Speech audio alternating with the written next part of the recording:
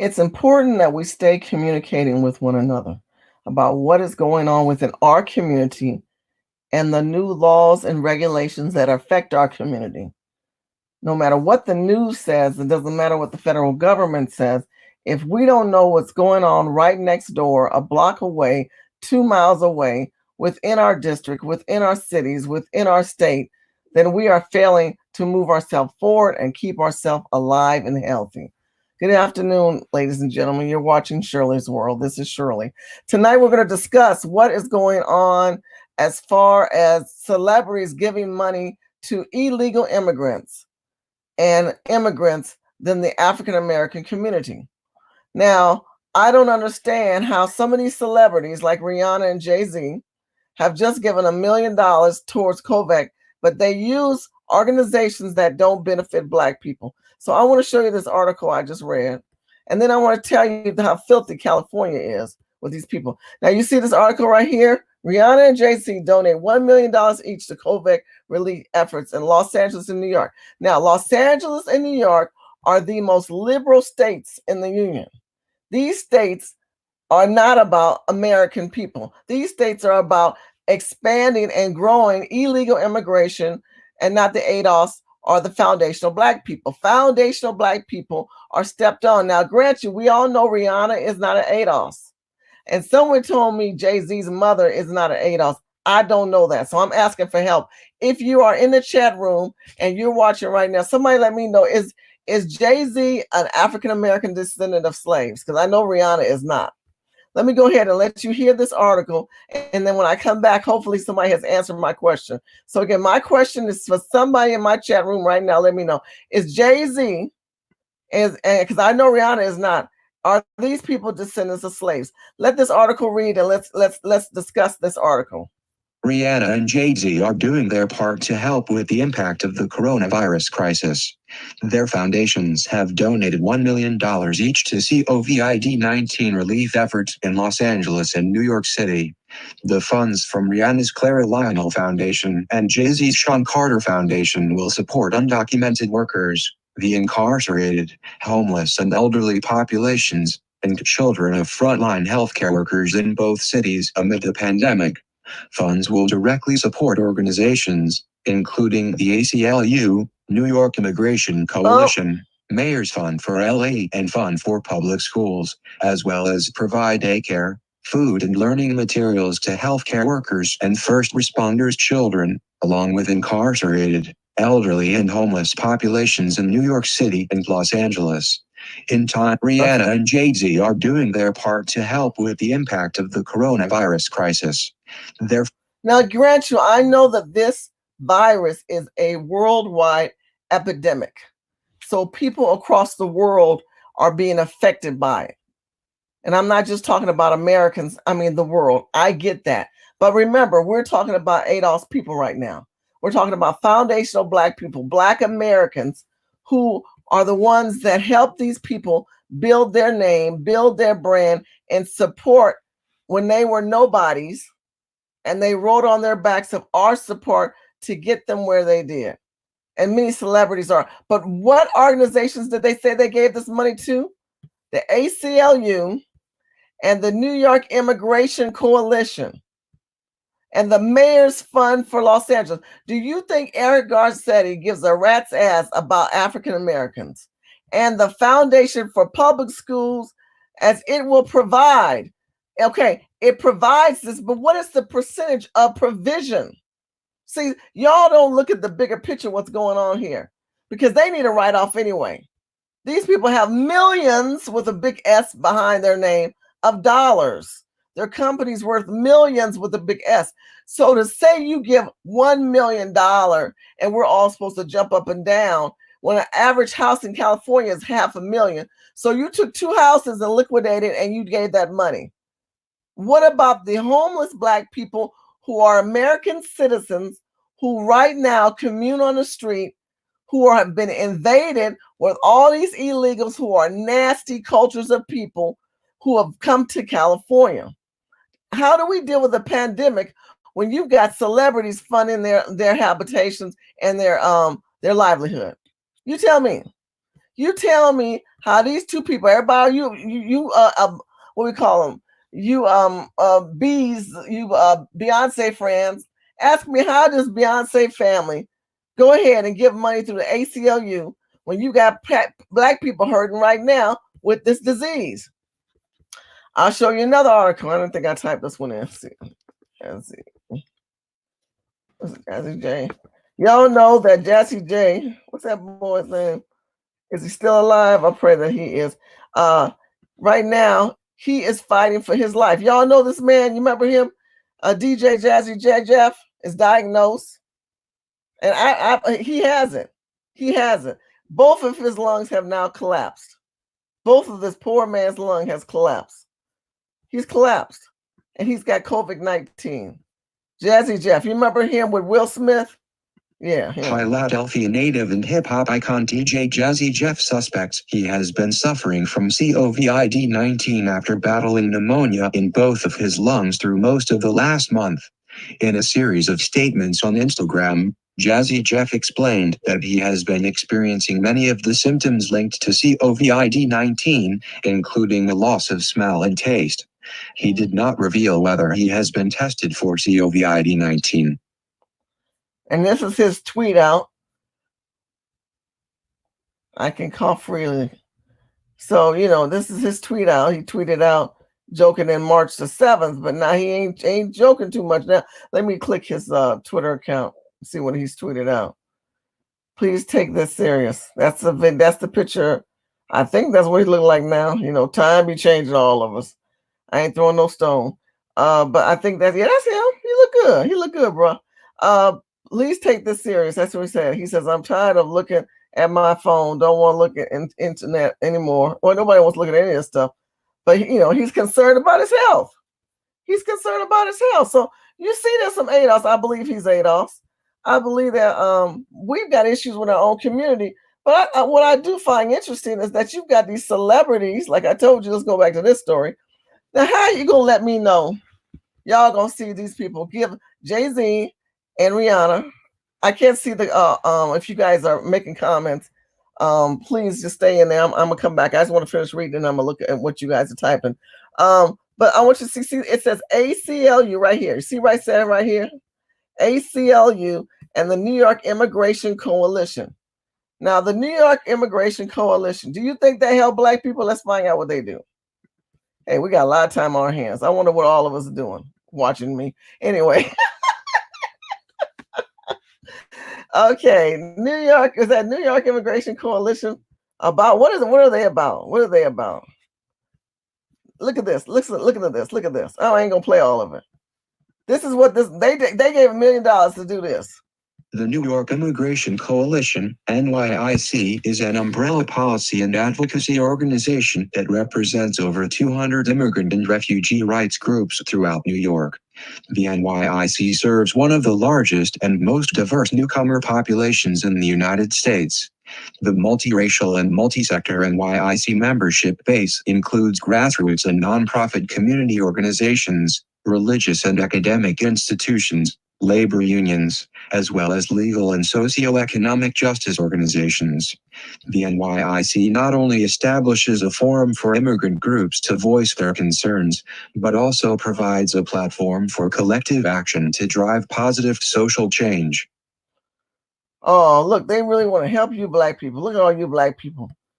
Now they know we homeless, we out of jobs, we sleeping on streets, and they want to bring these people in here who come with diseases and viruses. This is what I'm talking about, America. This is what I'm talking about, my people.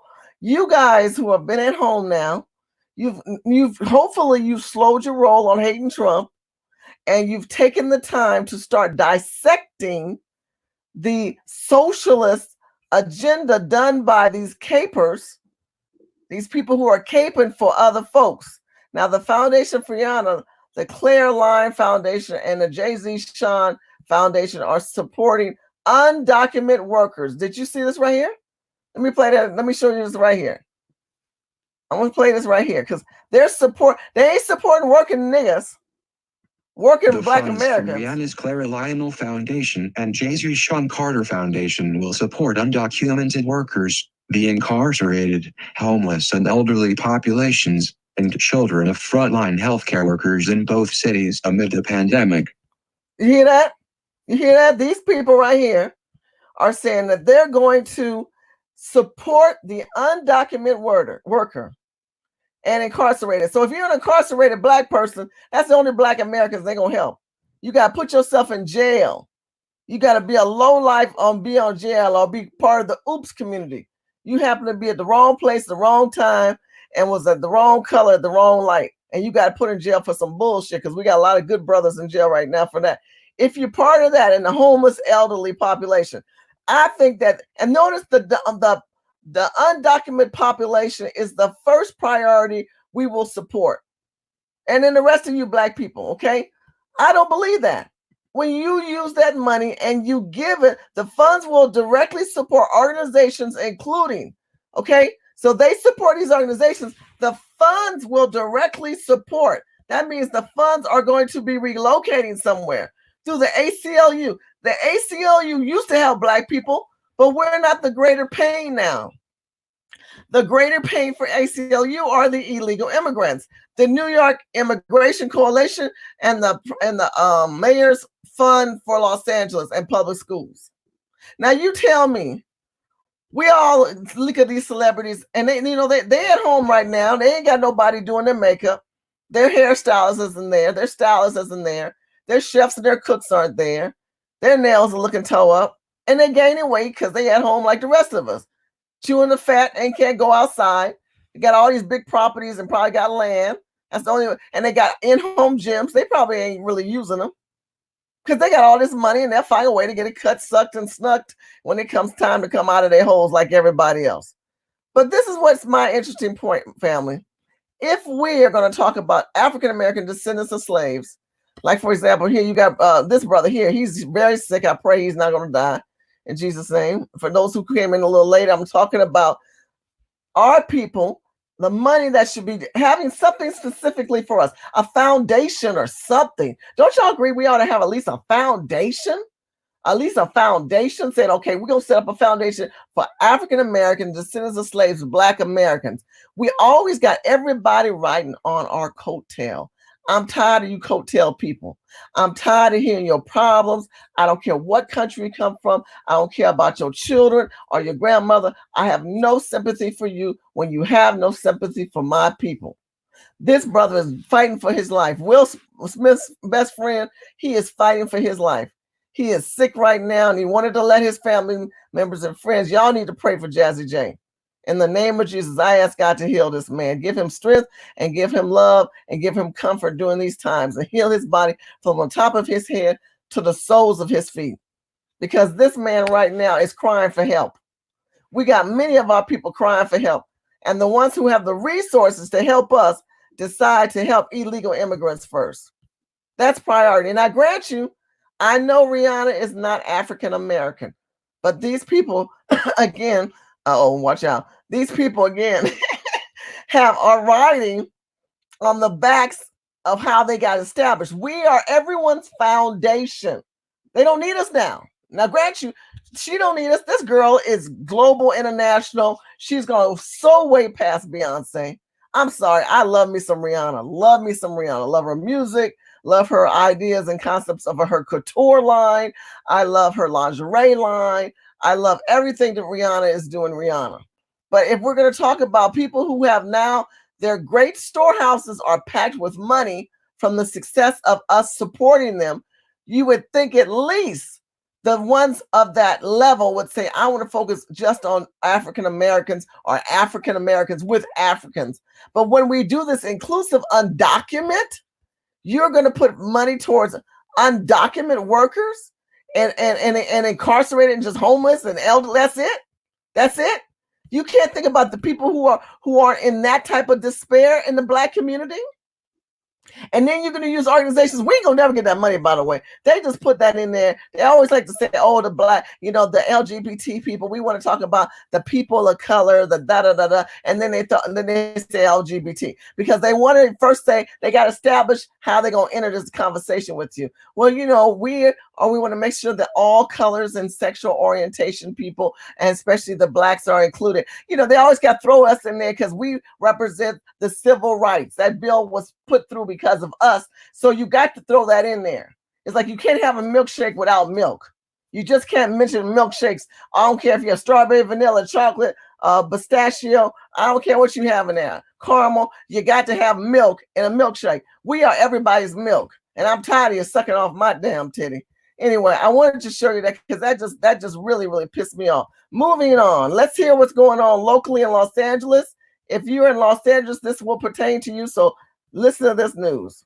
The number of coronavirus cases in LA County surges past 4,000 as health officials report 13 new deaths. A painful loss for the Riverside Sheriff's Department after one of its deputies dies from COVID-19. And the city of Carson calling on Metro to suspend bus service to prevent the spread of coronavirus. Hello, I'm Colleen Sullivan. I'm Ellen Leva. We are live on ABC7 and streaming live on ABC7.com and the ABC7 Los Angeles app. Here are the latest headlines on the coronavirus pandemic. According to Johns Hopkins University, the world has now passed 1 million confirmed cases as the number of infected people continues to multiply daily. U.S. unemployment claims soared to a stunning 6.6 million in the past week. In just 2 weeks, 10 million U.S. jobs have vanished. Until last month, the worst week for unemployment filings was 695,000 back in 1982. And Governor Gavin Newsom issuing a one-year sales tax reprieve for small businesses that have been crippled by this virus. And our region now has 5,500 coronavirus cases. Confirmed cases in LA County soared to more than 4,000. Orange, Riverside, Ventura, and San Bernardino counties have about 1,500 cases combined. Officials have also confirmed at least 115 deaths in our area. And as the coronavirus continues to spread through the region, LA County remains an infection hotspot. The county has recorded 40% of California's cases and more than a third of the state's deaths. Eyewitness News reporter Annabelle Munoz joins us live with the very latest. Now, let me tell you, I'm going to stop you right here. I want you to understand something about California. California got so many damn illegals here. With these people, they ain't clean. They don't wash their hands. The streets are dirty. They sell open food. I'm going to show you a video. I'm going to show you a video that's not mine. Because after I did my video, everybody started doing the street. And all of a sudden, these people hiding their faces. When I was doing it, they were in my face. I'm like, yeah, we can sell and we can do. They were bragging. Now they hiding their face because everybody's calling their asses out. But this is why your numbers are not real in California, because we don't have enough tests. And when we do, they don't want us to test these people because we got so many illegal immigrants who have come here and they're contaminated. They don't wash their hands. They cook tacos and tamales and they sell on the street and people cough and walk by and the exhaust fumes. Y'all know I'm not lying and I ain't being mean. I'm keeping it 100. Now, all of a sudden, everybody's been stuffed in their quadrums and all these people who have to be living in bunk beds and 3 families to a house are stuck in there and they're about to kill each other because the reality is what it is. You've been pivoting off the government and doing these street hustles, out paying no taxes. Now you can't do nothing because you are what? Quarantined. Hi, Colleen. Well, today, much of Governor Gavin Newsom's remarks focused on the economy, including unemployment and efforts to assist small businesses, both through statewide programs as well as federal programs. He said that as of March 12th, 1.9 million Californians have filed for unemployment, and Newsom is calling for letting small businesses keep up to $50,000 in sales tax receipts for the next year. He also announced the state is putting $50 million into its infrastructure bank for people who do not qualify for SBA relief. And he also encouraged businesses to begin applying tomorrow for a federal paycheck protection program, which offers loan forgiveness for businesses who keep paying employees. Now, he painted a hopeful picture of how hospitals are dealing with this crisis. He said the number of patients in the ICU right now is over 800 people, which is a 5.4 increase from yesterday. Those are big numbers, but well within our modeling and well within our capacity to serve and meet this moment. But again, it's the physical distancing that people are doing. It's taking this moment seriously that is allowing me to make that statement. For those of you who are mourning family members and friends, we're deeply sorry, and our thoughts and prayers are with you every day. Today, we're also reporting 534 new cases. That means that over the last 48 hours, we've had over 1,000 new cases here in LA County. Now, countywide, the number of confirmed cases is at 4,045. There are 13 new deaths, and we're told 12 of them were over the age of 65, and most did have underlying health conditions. There were also a lot of questions about masks. Both the governor and the county falling in line with new guidance to use some sort of covering, specifying not an N95 mask. And that is when you're out for essential services, maybe the pharmacy or the grocery store, where you can't maintain that 6-foot distance. But again, stressing not an N95 mask. Those, of course, are needed for healthcare professionals. They're encouraging you to make your own if you choose to do that. And some hopeful news, Governor Newsom said just a few days ago, he announced 25,000 medical workers applied to be part of a Health Corps, a statewide program. And he says that number is now at just over 70,000. So he is saying thank you to all of those people and also expressing deep gratitude for all of law enforcement across the state. Reporting live, Annabelle Munoz, ABC 7 Eyewitness News. Annabelle, thank you very much. We have some very sad news out of the Inland Empire, where Riverside County Sheriff's deputy has died from the coronavirus. Our Inland Empire Bureau Chief Rob McMillan is live now with more. Rob? Yeah, very, very sad news indeed. The news that he tested positive for the coronavirus came just 1 week ago. This deputy worked at the county jail facility at the French Valley, or near the French Valley Airport. Deputy Terrell Young was a 15-year veteran of the Riverside County Sheriff's Department. He's the first deputy to die from the coronavirus. A procession of law enforcement escorted the deputy from the hospital to the Murrieta Valley Funeral Home in Murrieta. Deputies stood at attention and saluted. Young worked at the Coisberg Detention Center in Murrieta. We could try to piece together some of what happened by listening to these remarks from Sheriff Chad Bianco. This video released last Thursday. Several days ago, the deputy came to work for the start of the work week. Because of the nature of the assignment that day, the deputy did not have contact with any employees or inmates. Very early in the shift, the deputy reported they were not feeling well. A supervisor was notified and the deputy was sent home. Again, that statement was made 7 days ago. Deputy Young is now dead. And last Saturday, Sheriff Bianco confirmed 2 more deputies and 1 inmate had tested positive for COVID-19. The Riverside Sheriff's Association provided a statement that read in part, "The news of Terrell's loss strengthens our resolve to work ever more closely with our health professionals to stop the spread of COVID-19.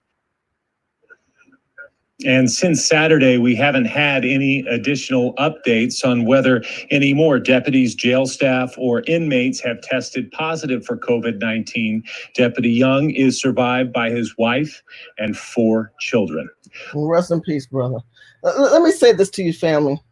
I wanted that to play all the way through because, see, here's a man, he looks black. You don't know what these people are in the state of California, but the brother does look like he was black. I've had some people say, well, you know, black people ain't really dying. Well, that's not true. As you can see, this is a worldwide pandemic that is affecting our community. But in California, there's some strange hideaway things going on that the media is not telling you. And I want to expose this to you. I need to expose this to you because a lot of people don't realize the filth and sanitation that is going on within the state of California, how nasty the streets are, how nasty the hallways and the byways are in California. Now this video here, well, that's the other video I did. So this video, I found a video. I'm gonna have to look through my streams. I found a video where it was showing you pretty much how bad this is. By the way, I'll push this video real quick. If you guys have not had a chance to see Governor and versus President Trump, meaning that the governors are setting new laws and standards. I kind of break that down. Also, under all my videos, if you were to click right here and you see the arrow, it goes down. I put all the links and all the information every time I talk. So after you watch my videos, take the time. I take the time to kind of give you the links so that you're not in the dark about, well, God, where was that at? Where did she get that? I can't find that video. You'll know exactly where to look. Okay, back to sanity and safety and cleanliness. They're doing testing, right? They said that they're going to be doing all these tests. We got test. Don't worry, we got test. Okay, you got tests. I get it, people. But my question to you is the following. Do we have all the tests? Are they really going to test? Because they're saying they're going to test, but they don't have enough tests to test. And if they were going to test, hear me out. If they were going to test, they would test these communities that have these very filthy streets, very unsafe and unsanitized areas. Why? People, hold on. Oh, hold on. I think it's called the people. I'm trying to find this video. Why? Because they know that if we show you how really nasty California is, you'll be shocked. You'd be shocked. Because I have exposed to you a lot of the dirty streets that are going on in California, and nobody cares. Nobody cares the fact that these people don't wash their hands and they spread their love. Now, I told you today on my live podcast or broadcast I did outside with my mask on, how these illegals are in banks working. These undocumented people work in the banks right now. And what we're finding is they don't have masks on, and this girl is handling money. She's counting money. I came from the bank today. They do not have gloves, okay?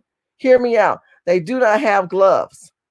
And not having any gloves, and yet they are still handling money, and they know that the COVID-19 can have the virus live on their hands. They know that. They know it can live on their hands, but they don't care.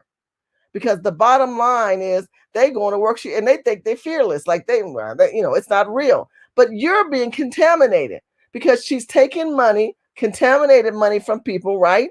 And then she's adding it up, she's putting it in her drawer, and then she's taking that contaminated money and passing it back out to you. Now, what am I saying?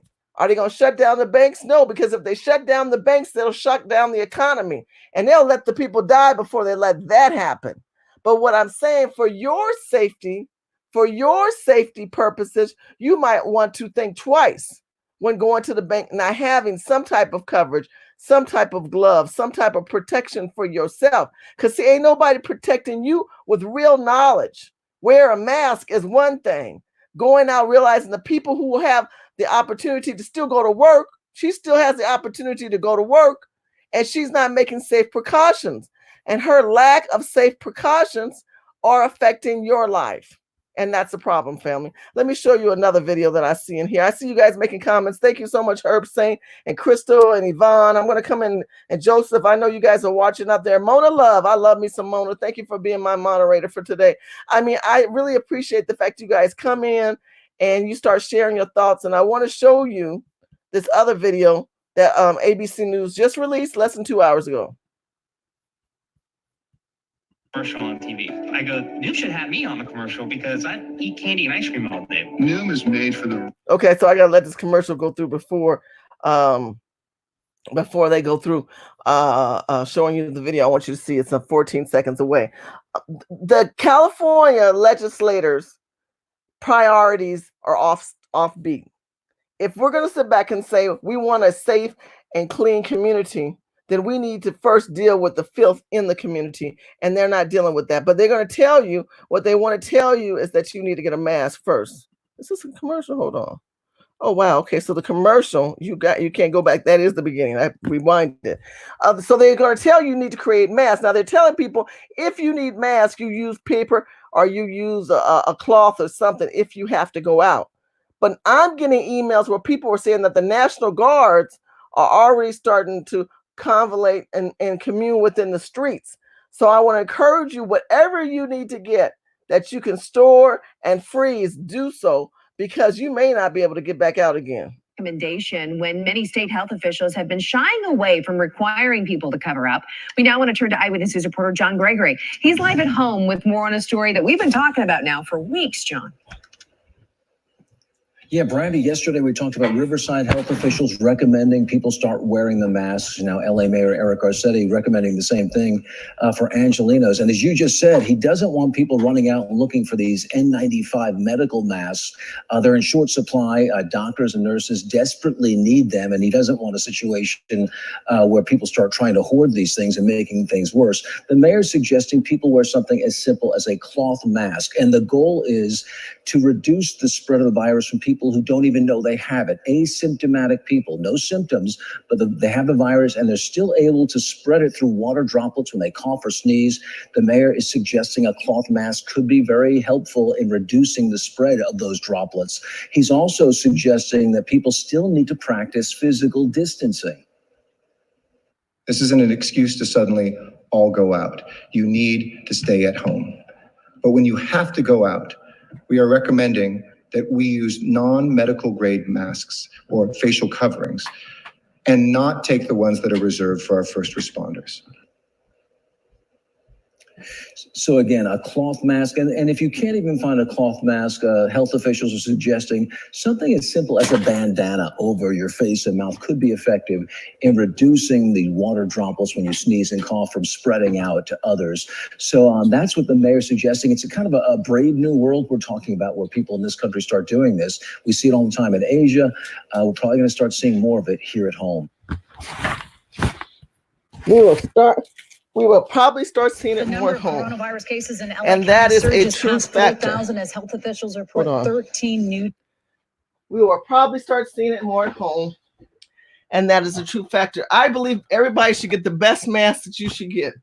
I don't care what that mayor said. I bet you he ain't putting no cloth over his face. I bet you he gonna put the best mask for his family and his children that he can put on. Now they're gonna tell you, you don't need the best mask, but you need to get one. So let me help you out, family. Let me really, really help you out. Okay, hold on. Voila, here I am. Okay, so here's my mask. So this is my mask. Can y'all see my mask? So I can control the vents. What this is a breath and safety strong mask. You see that? Can y'all see that mask? This mask is made in America. This is a mask made in America. You can get this mask in 2 days. You can get this mask in 2 days. You're going to pay, but you can get this mask in 2 days. And you can see on the box, it says made in America. Now, they have different sizes of this mask. You can get the small, the medium, and the large. So I got a medium. And what it is, it's a breathalyzer mask. It's made so that you can improve your lungs and your health. These are really for like people who want pollen and stop all the pollen and everything out of their face. You see that? Right there. You write that down. This is the one I want you to buy. Now, I know you say I don't have the money. Let me make it clear to you. You can always make money, but I cannot make another you. I cannot not make another like my kids. I end up buying my whole family. Damn thing cost me some money. These things run about $60, $70. And they actually go over the ear. You see how they go over the ear? And they're like this. This part comes off, it clips off, and then you're able to, let me take this off because I'm sure I sound much better with this off. But like this is what the inside looks like. You know, I wore makeup today and I'm like, I don't know why I'm wearing makeup. It ain't even worth it. Because I ain't going nowhere. But when I do go out, I like to put a little foundation on, but okay. You guys see the suction? That's the makeup. So I'll clean that off with alcohol because I wore this today. I had to go to the bank. You see the suction? And then inside are these filters. And then this comes off. This part right here comes off. You see that? That comes off. And then it comes with little filters. You see these filters? the filters go over inside of the vent to help you. Which way does this thing go? It goes like this, yeah. So there's a little vent, and that's the sides that this goes in. Now, I know all this stuff look crazy. And then, of course, you got your gloves. And remember your alcohol to get that. And now you can't buy alcohol. Seems some of y'all ain't been following me enough because you would have known I started telling you about this in January. I told you about your shea butters, I told you about the oils, and I told you about your essential oils. I like the peppermint. Some people use On Guard, but I like the doTERRA, and I just like what they do for me. And my favorite one is peppermint. Here's another one I have. It's lemongrass. I'll give you the links below. For doTERRA, I will give you the links below where you can get your doTERRA. They're offering all kind of specials right now. So I would love for you guys to start using this product and buying it through me. It helps me out a lot. Look, you heard that mayor saying that he is not going to basically want you to get the kind of mask that doctors and surgeons get. Don't get the high-end mask, just use a cloth. Well, you know, I'm sorry. Who comes first? I do. I'm being honest with you. I do. And I have to make sure that me and my family's safe. And I want to encourage you to go online and look up masks and look up different ones to help you. Is it hard to breathe through? Someone asked me. No, it's actually not hard to breathe through. I mean, once you start going, it's an adjustment. It's an adjustment to breathing. That's the better answer. It's an adjustment to breathing. So, and it does help build your lungs, I've been told. Let me see if I can find a video explaining that better than me. You know, I always like to get receipts. I don't like to just rant and say, hey, here you go. This is what you do. And I've watched enough of y'all these videos where I'm telling people, I'm like, okay, this doesn't make any sense. So let me show you what this mask really is intended to do, but it still will help you with what we're going through. Hold on, let me show you this video and it'll explain the mask that I'm using.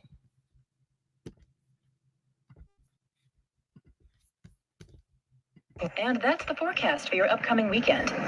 In other news, environmental experts are warning local residents to take extra care when headed outside this weekend due to a high pollution advisory. High levels of air particulate matter and allergens can pose severe health risks.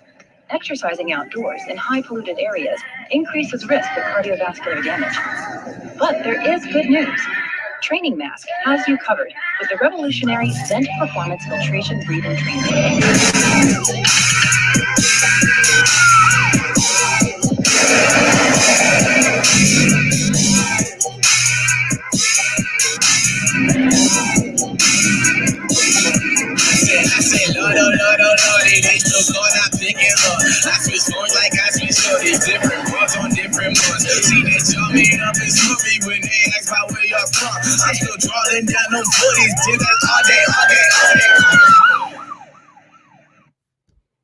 Okay, so let me turn this, stop it.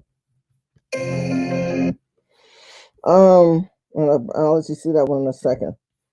So this particular mask, here we go again. Here I am again. So I want you guys to see this. This is the mask right here that I decided to purchase. The website. Okay, I'll put the link up. Hold on. Let me look it up. What's this? Oh, it's called trainingmask.com. Hold on.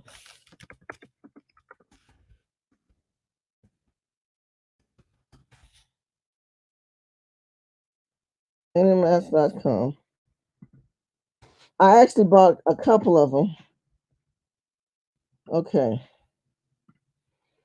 I'm going to put the link in here.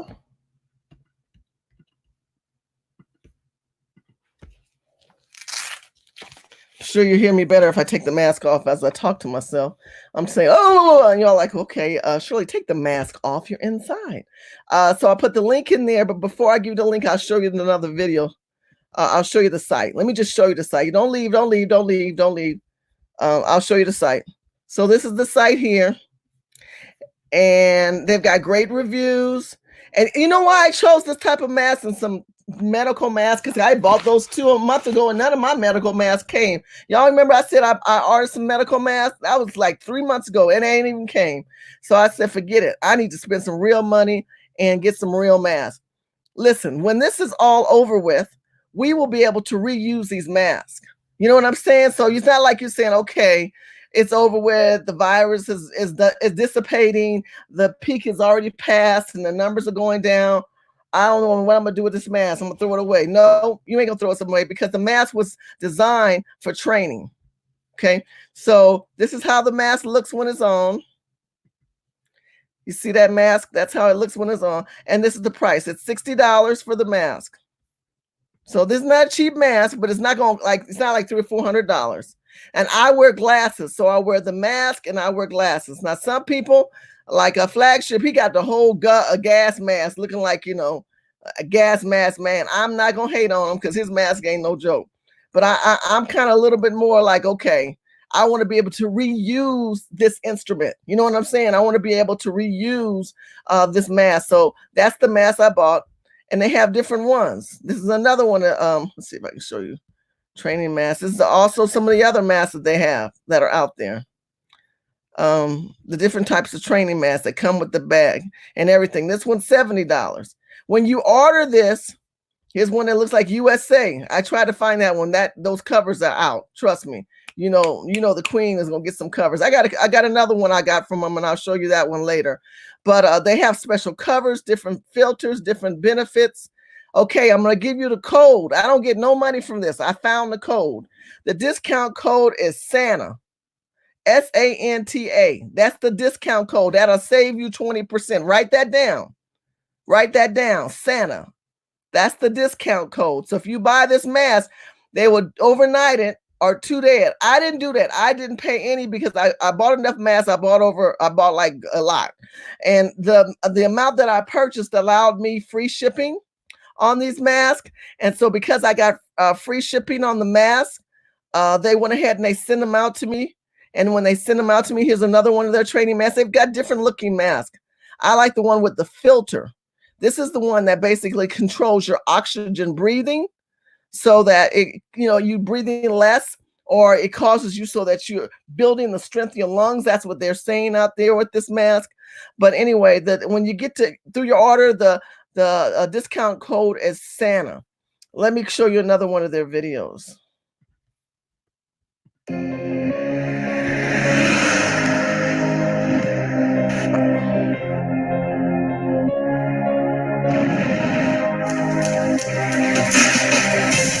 So as you can see, this man here, I'm gonna turn that music off. I know YouTube gonna get me for sharing music. This man here, he sets the dial on his mask, and what the dial does, it slows your oxygen down. So your breathing can become altered, your lungs and your hearts get strengthened. Now, I'm not a lung and heart specialist, so don't buy this mask and you got bad health conditions. Seek a doctor first and read the instructions first.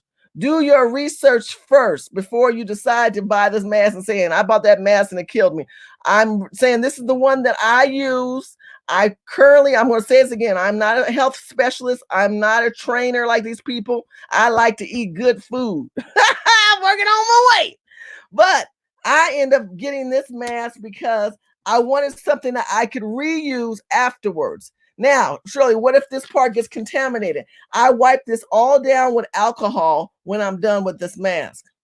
I wipe my mask down and I use all this. I wipe it down with alcohol. And the reason why I wipe it down on alcohol, because I don't want to throw it away. Now, if I had gotten those medical masks, what I would have done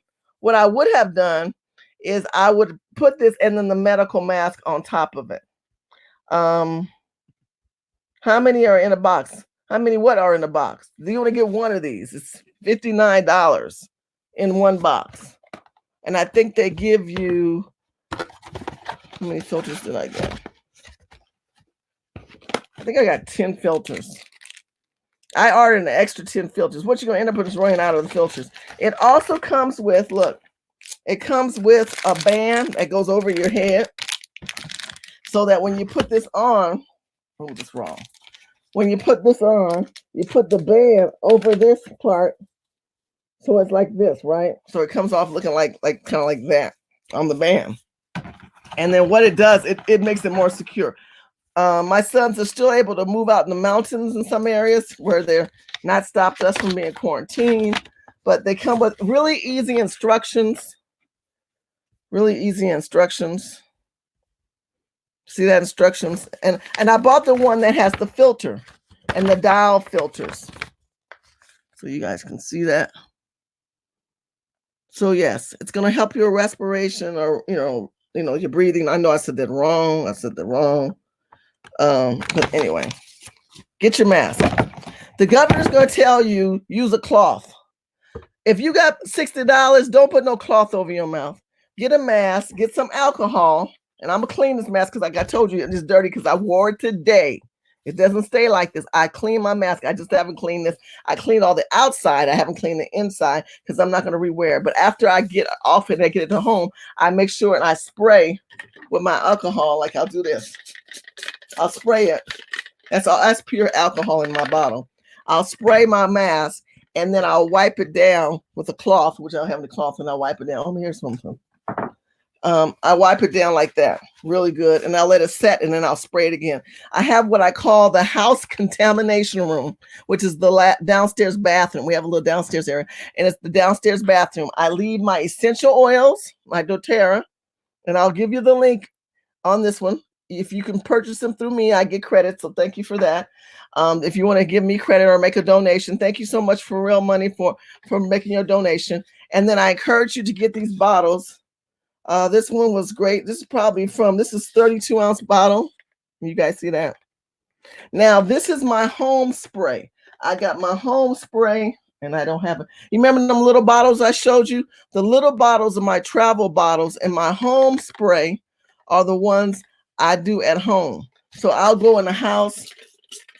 If I open up the windows or something, I'm spraying. My kids say, oh my God, my mother's an alcoholic, meaning rubbing alcoholic. I'm going to keep it clean and keep it 100, my people. Remember, if you get mail, stuff in the mail, like papers in the mail, it could also be contaminated. I was thinking the other day, there was a magazine that I got from Elle magazine, and I'm going through this magazine, and they don't come in plastic bags, some of these magazines that we order, and they also are touched by postal workers who do not wear gloves. They do not wear mouthpieces. These postal workers, you need to take your magazine, get a big bottle of alcohol, and start to spray. I don't know if you want to spray each page, but another one I have. Now I know this is not contaminated because I'm spraying all the time, but I'm gonna give you an example. We do this. How many of us do this? Right? Habit, bad habit, learned a habit we got when we were kids or whatever. You got to keep your hands out of your mouth when you're touching any type of paper, even if you clean paper. But it's important that you get a good mask. I want a mask that I can reuse. You understand what I'm saying? It really makes a lot of sense. Okay. No, and please don't panic buy. I agree with that. I don't believe that you need to panic buy. I've got 3 kids, and one of my kids is married, and so I bought for my family. I took care of me and mine. And even though the governor is telling you to take a towel or a cloth. Let's see if I have a shirt in here. If you have a shirt, this is a shirt I ain't even worn yet. Let's say this is a shirt, and you take a shirt and you do this. Now, if that's all in your budget, is that no tea, no shade? I ain't hating you. And if you have to go out, when you're done with this shirt, you take this shirt and you put it in the washing machine. Okay, so you can go. I don't think the alley is open anymore, but maybe Walmart or something still open, right? Go out and buy you. I don't see it here. Go out and buy you about a yard of material, and cut that material into strips, and have you some strips, and then have your strips hanging at home, right? Maybe by the door or something. So when family members go out, there's a routine. You grab these strips here, and you come in, you drop them on the side, create a little side basket on the side. So you grab your face mask, which may just be a piece of material, and then you have the mask and make sure you pull it all the way down and all the way up. So you get a full coverage. on your face. Don't go out like this. That's not safe because your nose are open. Your nose are open. You want to make sure you cover your entire face. So if your towel or your rag goes over like this, then pull it down and up. Put your glasses on, and hopefully that will help. The best thing is just to keep your ass at home. Now, I know that I talked about this in the last video, but I'm going to make it clear because we had a panel on, and there were a couple of things I need to reiterate with you. They're putting people in jail.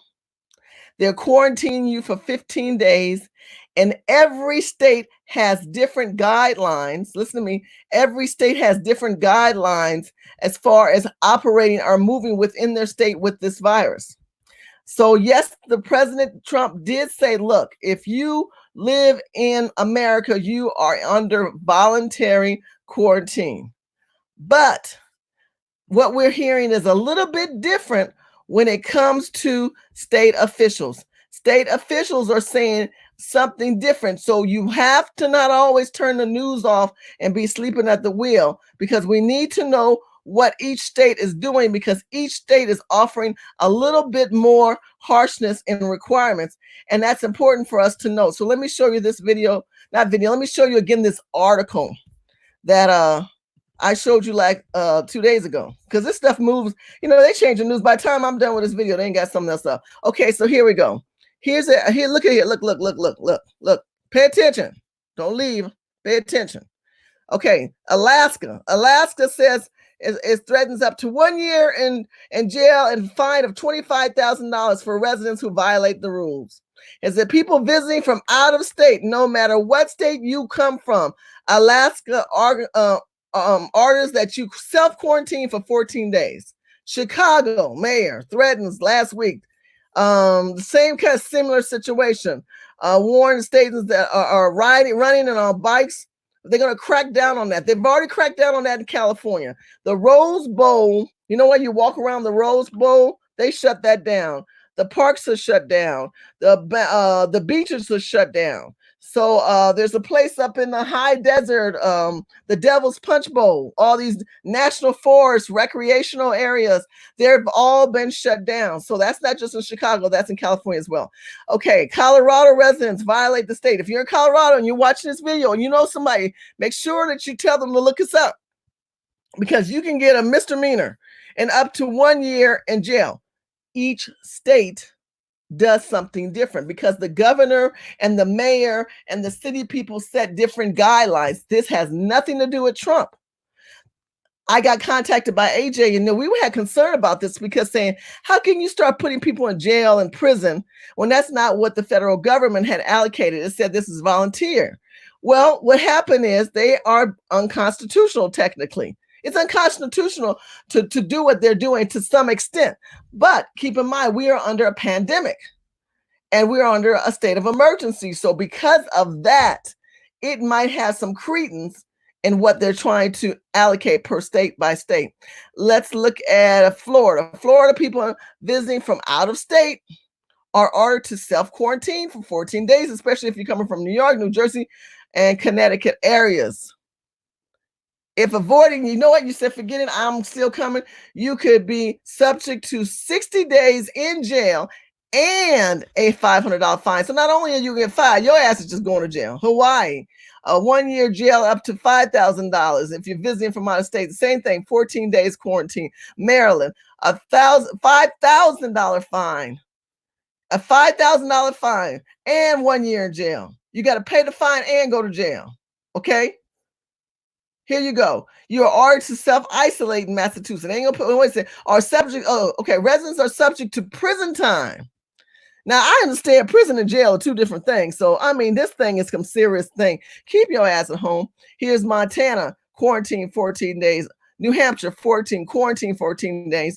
New York City, $250 fine and a $500 fine for New York who don't get it. It says who don't get it, and who are ignorant about social distancing guidelines. So if you're not going to respect the guidelines, I know when I went to the bank today, y'all know in the markets now they got blue lines they didn't put on the floor so that you don't stand close together. Hold on. See, Rhode Island, 14 days. Some more fining. They don't give the amount. South Carolina, Texas says the same thing. You will get prison time for 180 days and $1,000 fine. Virginia, everybody's got different guidelines. Here's Washington State and Washington. Now, I'm sure if I went to other sites, it would tell you other things. Look, the point I'm trying to make is your ass don't want to go to jail. And you don't want to challenge the federal government. And you don't want to challenge the state because we really can't afford to do that. We just need to find a way to work through this pandemic because this pandemic is a serious issue and a serious matter. Let's look at some of you guys out there who are talking about the infection. The doctor says if you wear contact, okay, you should switch to glasses. Okay. He says glasses act as a shield and goggle and virus and bacteria that can enter into your eye. I think that is excellent. So you guys here, you read what she's saying right here. If you wear contacts, you need to start wearing your glasses.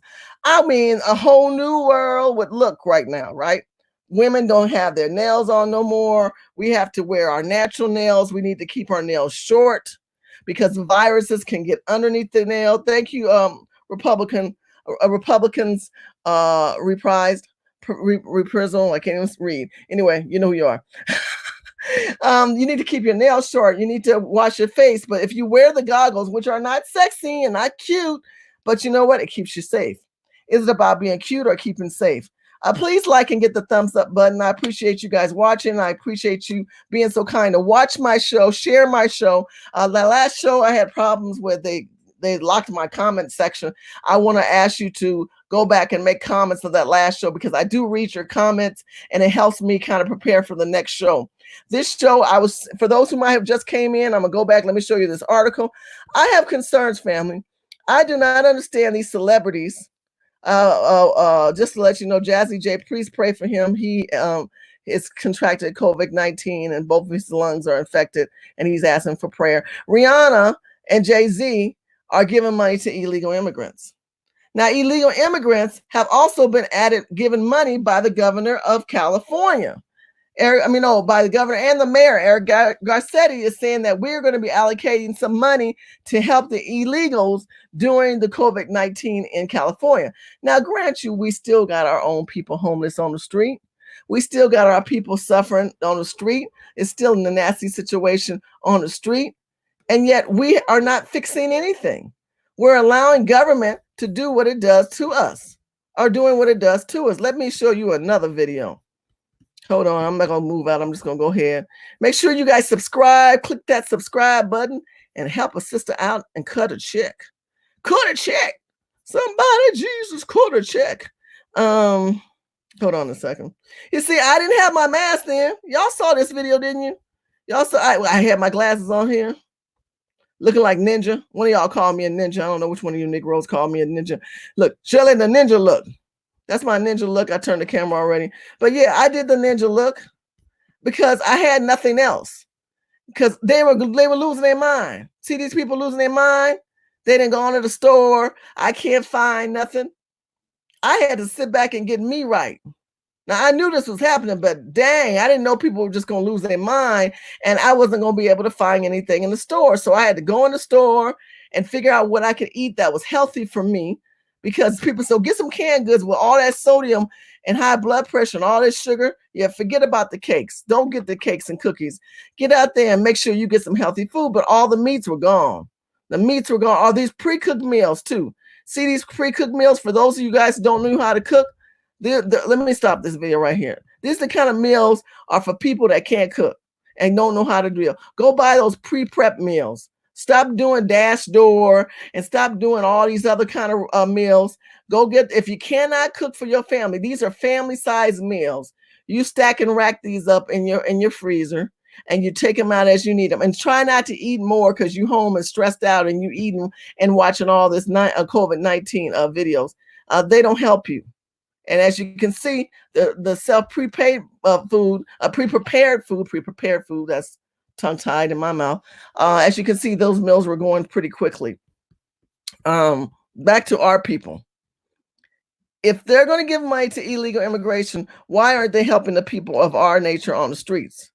And I bring this back to your mind so that you guys realize we're not priority. And we know all these things. We've talked about it over and over. So Shirley, what's the answer? What is the solution? The solution is contacting the city council people and asking them why the fact that these same people can be out there selling on the streets, now at home, that never cleaned their hand. Did you see that? I'm going to show you that one more time. I want you to pay attention. I need you to pay attention. Let me get a little closer. This is one of my videos from the past. See that lady right there? You see her putting her hands right together here? Pay attention. See the man with the red jacket? Yes, yes, yes. Black family first. Get the thumbs up. Keep watching. Share this video. Okay, I zoomed in. You see how I zoomed in? You see her hands? You see her hands? Now, watch. Watch. Where is the bathroom? Where is the soap and water? Here's the cars. Here's the exhaust fumes. Here's the smoke off of the self-made stoves on the carts. This is legal in California. Do you know how many of these people have spread their love among the city? And they talking about, oh, we're gonna be all right in California. Honey, California's in trouble because we have all these kind of people who are in our state setting up shop like they in somebody's house on a corner of a street in Los Angeles. This is normal. Now, who gonna have an eight-seated dining table and then sit out there and pass his meat around? See that? See that? She's got that corn tortilla and she putting that together. Did she wash her hands? And then she gonna take the money with the same hands. You know, this was normal living until COVID-19 started spreading, and they want to know how people got infected. And you can't just blame the Chinese for this. This is health and sanitation. That's an irresponsible act of local government. You see this? No license, no permit. No license, no permit. And see these cars? This is normal. This is a normal life in Los Angeles. Now you say, well, they don't have that in Louisiana. They don't have that in Baton Rouge. They don't have that in Wisconsin. They don't have this in Minnesota and Utah. Don't worry. These liberal progressive people that you put in office, these are sympathizers for these type of people. And they're going to come to your community and you be looking just as filthy as Los Angeles. And you should pay attention to how filthy the streets are. Streets are just full of crap all over with these people out here cooking and saying, hey, you want one of these? Now, I want to ask you, where is the sink? Now, you can't see it because I put that headed over. See these boxes? See these little, what are these things here? I can't make it go bigger. See these little plastic containers? I guess that's what she washed her hands. I don't know. Because what I see is somebody taking money and handling meat at the same time. She's taking the meat. She's taking the money. You saw that? You see that? Yeah, there you go. I zoomed in on it. See how unclean that is? That's why we're infected. That is why California is going to be the epicenter of this virus that is going on that's airborne. And did you see how she handed her that money? Handed that girl that money and she's handling meat. You're not supposed to have meat and money handled at the same time. Now she's counting the money over the meat. Let me slow that down so y'all can see that. I want you to see how she's handling the money over the meat. See how she count that money right there? Underneath the E of the license, she's counting the money. He's turning the meat now. And here's the street light and she on the corner. But this is normal. And if we say something as constituents, this state will come after you. These white liberal progressive women will go after you. Go after us. You're racist. You're a bigot because you're against this kind of a livelihood. Well, woes be all unto all of us. This is why we're all sitting in the house now having to change to authoritarianism ways of wearing masks now. Now, how is it? Now, he's going to take the meat and make a plate. He's making a plate and people selling it. Look at him. Look at all that cash. Look at this. This is the life of Los Angeles. You want to know why we're like this? Because we are a filthy ass state with disease, with health and sanitation, and nobody's paying attention. And if they are paying attention, they don't care because they're getting checks underneath the table. They're getting checks underneath the table. These are dirty streets, family. These are dirty streets with dirty people in Los Angeles. And I've showed you these videos before. Now, why do I keep bringing these photos into your head again? Because if you look at the streets, see out here, this is how we are not healthy in our country. And we need to sit back and dissect what has happened to us that we are now stagnated, that we cannot do anything. We are going around looking like the Chinese people with masks and gloves, and it's not a good thing. Let me get back to the family. So, hold on. Thank you so much for the donation. My sister, oh, beautiful sister, Miss Friday, gave me $10. $10 make me holler. Another $10 came from Real Money. I appreciate Real Money because he always gives me what? Real money. Get it? Knowledge is power. I totally agree with you, because if we don't know, we don't grow.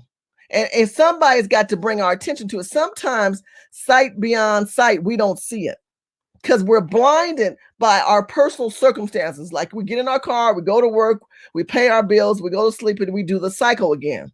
But now because of the mismanagement and mishandling of what is going on in our state, that we are dismantled nationwide and worldwide because of other cultures of people who do not take themselves serious when it comes to health and sanitation. I've got another video for you. Hold on one second.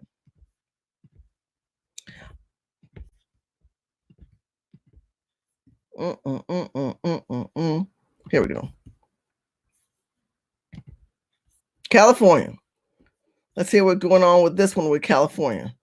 Okay, now they're talking about in San Bernardino, the death tolls are rising.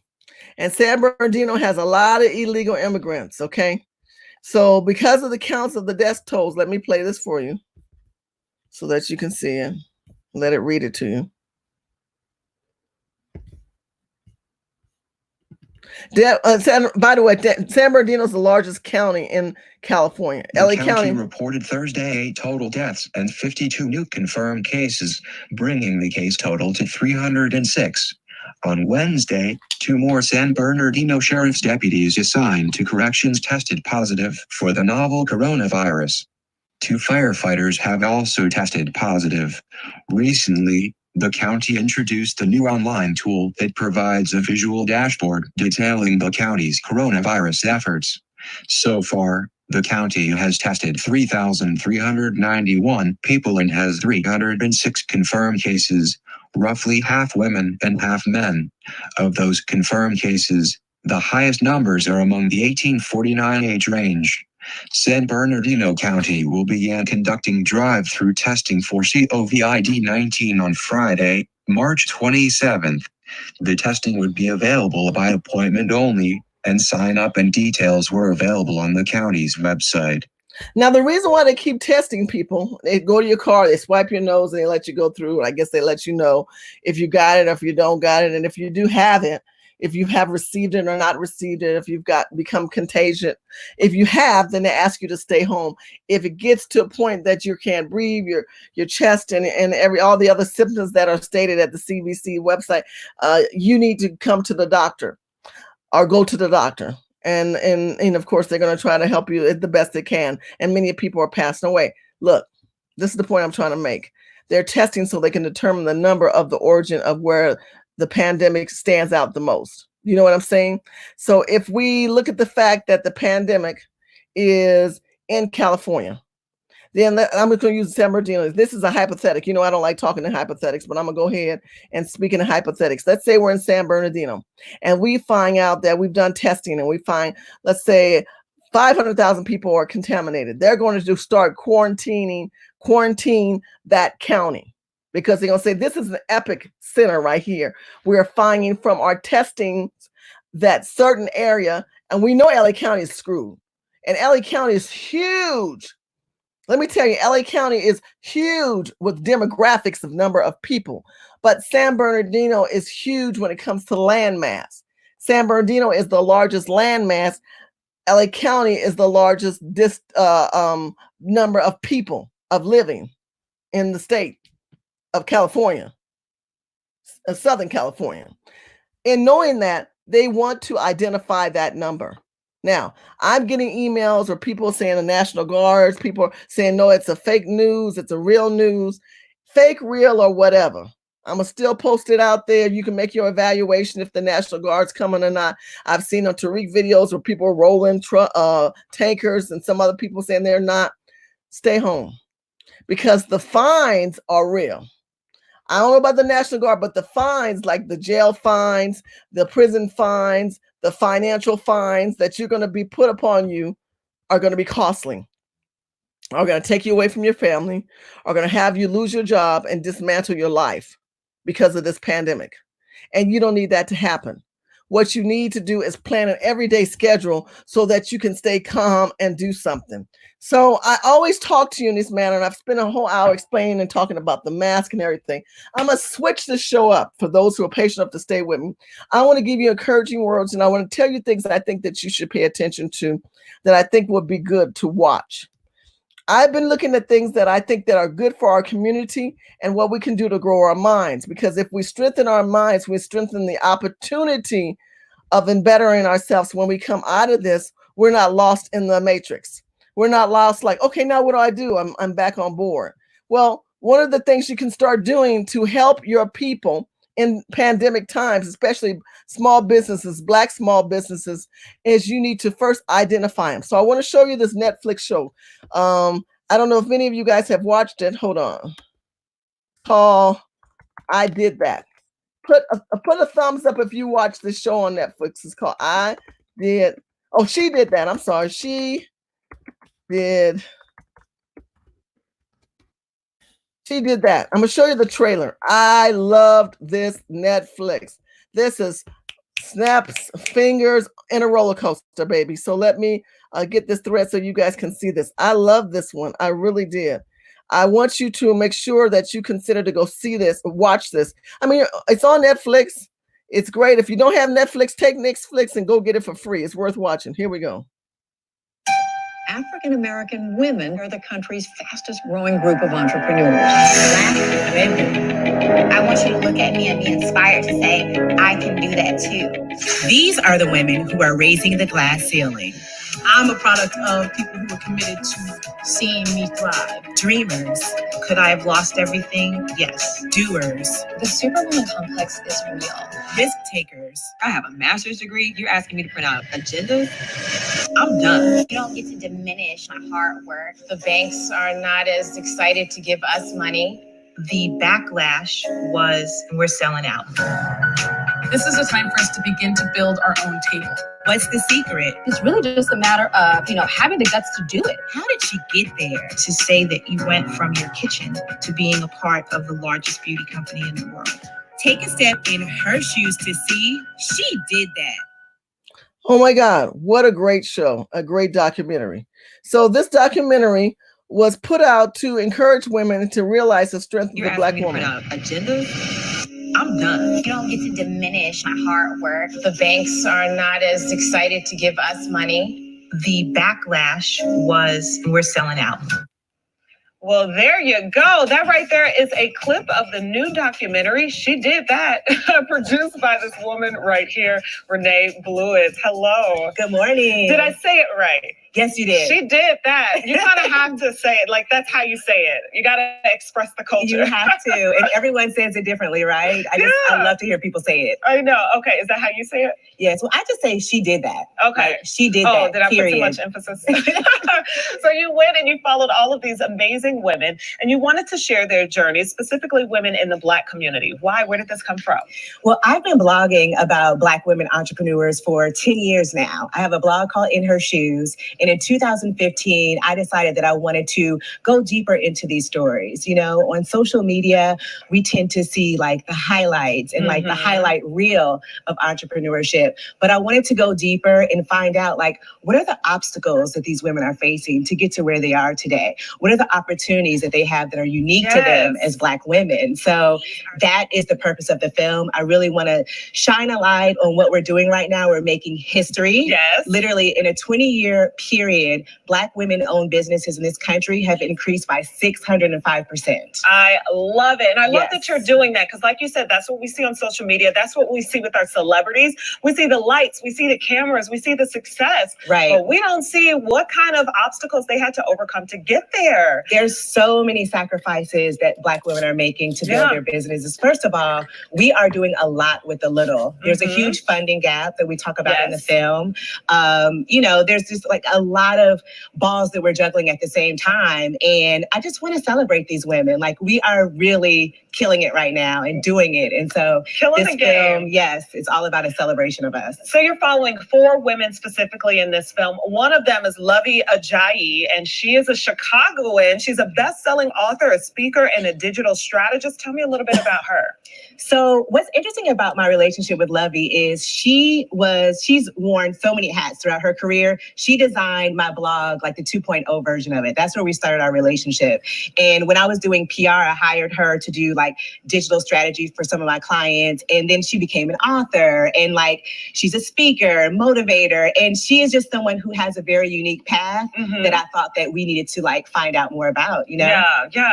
So Melissa Butler, she is someone else that's also featured in the film. She actually went to FAMU. My husband went there, so I've run into her a couple of times. But I saw her on Shark Tank. Yes, she was on Shark Tank, where all 4 of these millionaire investors said, "No, this is a stupid idea. You should quit before you start." Right. And she did not. And here she is today. Aren't her products in like Target and stuff? Her products are in Target. She's expanding soon. My goodness. Like, it's almost like that Shark Tank no gave her the fuel to keep going, and she's getting like all of these yeses. And I think it's just a testament to her tenacity and a Black woman's resilience. Yes. You know, when we have an idea, when we're committed to something, we make it happen. And I love that, because these are millionaires. Yes. These are expert investors. Yes. And she went against what all 4 of them were saying and followed this dream. It is amazing. It is. Another one of the young ladies is Lisa Price. She's founder of Carol's Daughter. I don't know if you've seen this hair products in the stores, ladies. But tell me what makes her story so inspiring. So the reason why I had to have someone like Lisa Price, and her specifically, is because she's been in the game now for 25 years.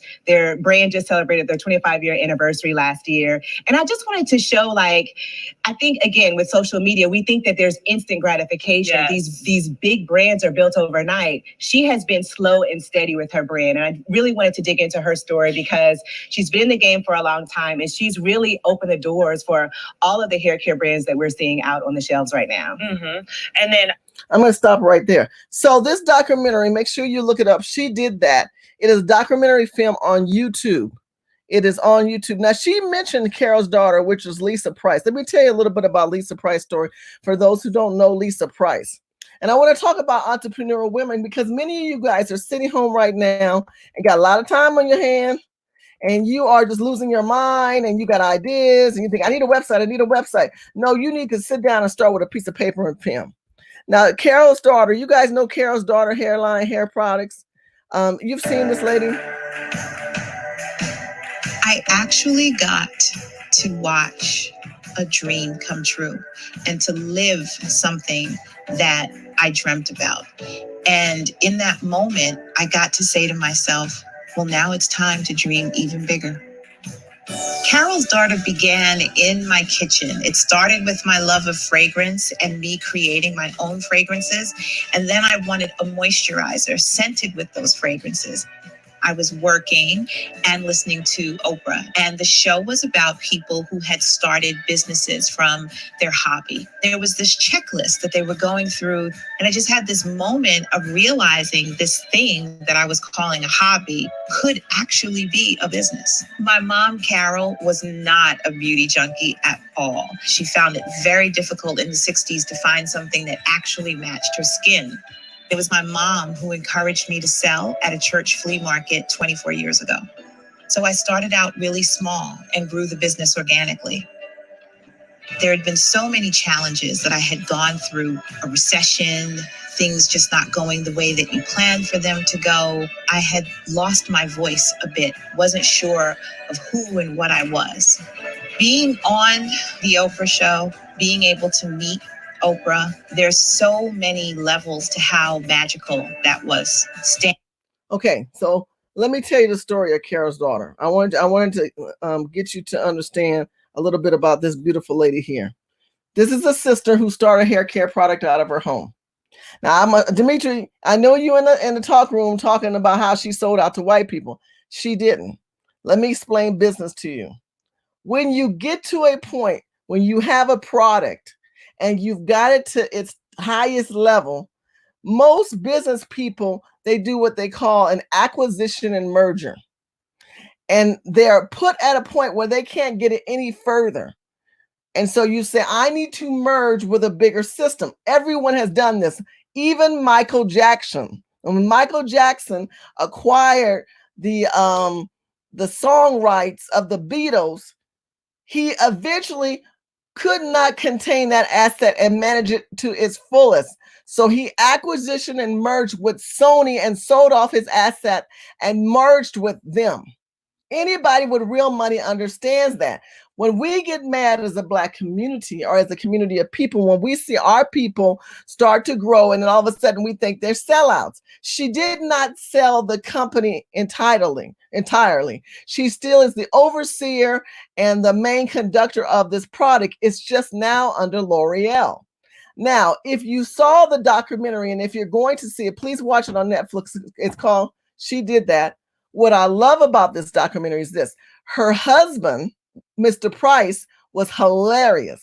What you hear as I'm talking about a lot of women, but this is a shout out to the Black men that support Black women that are not just sidekicks. Because see, society would like to let you know, power, truth to power, that the Black man is incarcerated. He ain't no good. He can't do no good. And only Black women are empowering Black women by liberal white women. And in this beautiful documentary that was put together, each one of these women are either highlighted by their father, their husband, or their lover, meaning a man. And they show strong men supporting these strong women and letting them shine. So what you don't see, which I don't know if this video's on, I'll try to find it, but her husband's in the kitchen saying, look, when Carol would come home, these people were knocking on our door at 4 and 5 in the morning, waiting, standing outside. And then I couldn't get up and get a cup of coffee because they were coming all in our house. When she got this out of the house in the store, I was happy. But when she did that acquisition and merger with L'Oreal, I was doing the nasty dance and not dancing around the house because my wife had truly got this company to a level with someone that was used to dealing with that asset of the acquisition and merger. So she didn't sell out. Now, the bankruptcy story, I know y'all got questions on that one. What happened is Carol said, Lisa, Carol's her mother. Lisa said this. When I was doing this business, we looked at all the stores because you remember she started going in these malls and technology was on the rise. And they realized that it was not in the product's best interest to have its own sole store entity. And these brands were all collaborating. That's why you have like Sephora. You go to Sephora and you can find everybody's brand there. At one time, those individual brands all had stores. Well, people can't afford the brick and mortar. The overhead cost is not sufficient. They don't have the numbers coming in. You understand what I'm saying? So I'm doing brick and mortar, I'm paying for staff, and I only sold $500 worth of lotions. But if I can take that same product and put it in Sephora, and I sold $500 for the day, the space cost is less. What happened was Lisa said she realized in her merger that these stores were not profitable. So she had to bankrupt them. Donald Trump has gone through 4 bankrupts. When you hear the word bankrupt, you think the person that messed up and then screwed up. There's a business strategy, my people. Listen, get the thumbs up and share this video. There's a business strategy to bankruptcy. So she bankrupt, I think she said 4 or a couple of her stores. And then the word on the street, the Black community got out. Well, she sold out. She's a sellout. She sold out to L'Oreal. She got bankrupt. She just took the check and she bounced. No, that's not the case. What she did was she did an acquisition and merger. She relinquished the assets that were dead on her books. She looked at her books and said, this store is bringing an X amount, but the overhead of the cost of the store and having the employees are costing me money and costing remember, because she's trying to merge with L'Oreal. She's trying to prepare her portfolio, her business portfolio, so that it has a nice, clean agenda so that she can give of the products to them. So she relinquished those stores. She merged with L'Oreal, and the rest is history. That was standing in the green room, looking at the pictures of all of the people that had been on her show, who actually were my customers, and realizing in that moment that I belonged where I was standing.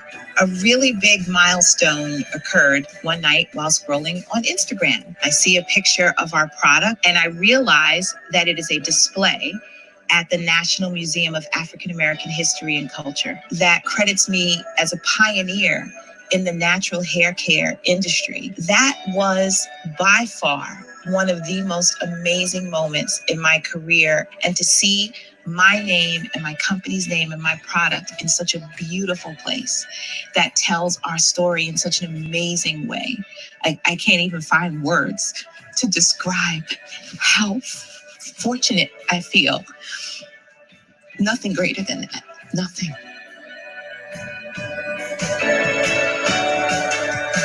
Many of you don't understand acquisition and mergers. Acquisition and mergers mean what? It means that you have a product and this other person has a product. So if I have, let me stop this real quick. If I have plastic, if I'm selling containers, I have a plastic store and you sell alcohol, but you don't make plastic containers, you might merge with me. You might say, you know what? You got plastic sprays and containers, but I have alcohol.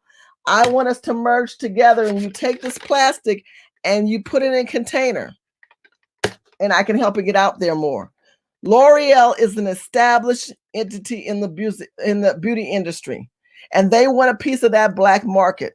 And we need to leverage, write that word down, we need to leverage our connections and our assets and our ideas with someone that's not going to rip us off. Now, you know, she got some strong attorneys that sat back and put a proposal together and made this happen. She didn't just walk in and say, here's my product, I'm out of here, give me a check. No, she stayed connected with the company because she has an office still at L'Oreal and she's still head of her company under that brand. That's not a sellout. The bankruptcy had to take place to relinquish the dead weight. Let me show you another up-and-coming black business done from a black man. Because for all the brothers out there saying, Shirley, you just showing all the sisters because I love my chocolate sisters. Hold on. Make sure I put this on right. Yes, right.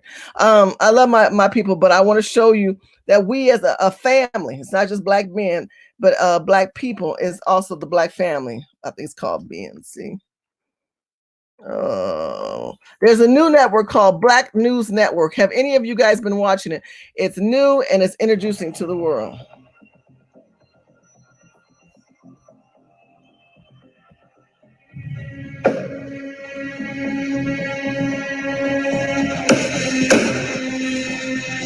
You're going to tell me what I want to know, Charles, or we're going to be here all day. Tell me something. What do you know about Black America? Typical. Crime, poverty, or education. Wrong. That's what the world wants you to believe. In truth, it's all around you. You eat it for breakfast. You obey it on every street corner. Your security is viewing it right now. And for the first time, the world will view it through our eyes. I've seen black women run Fortune 500 companies. I've seen black men lead nations. I've seen black athletes perform wonders. But I've never seen anything like this before.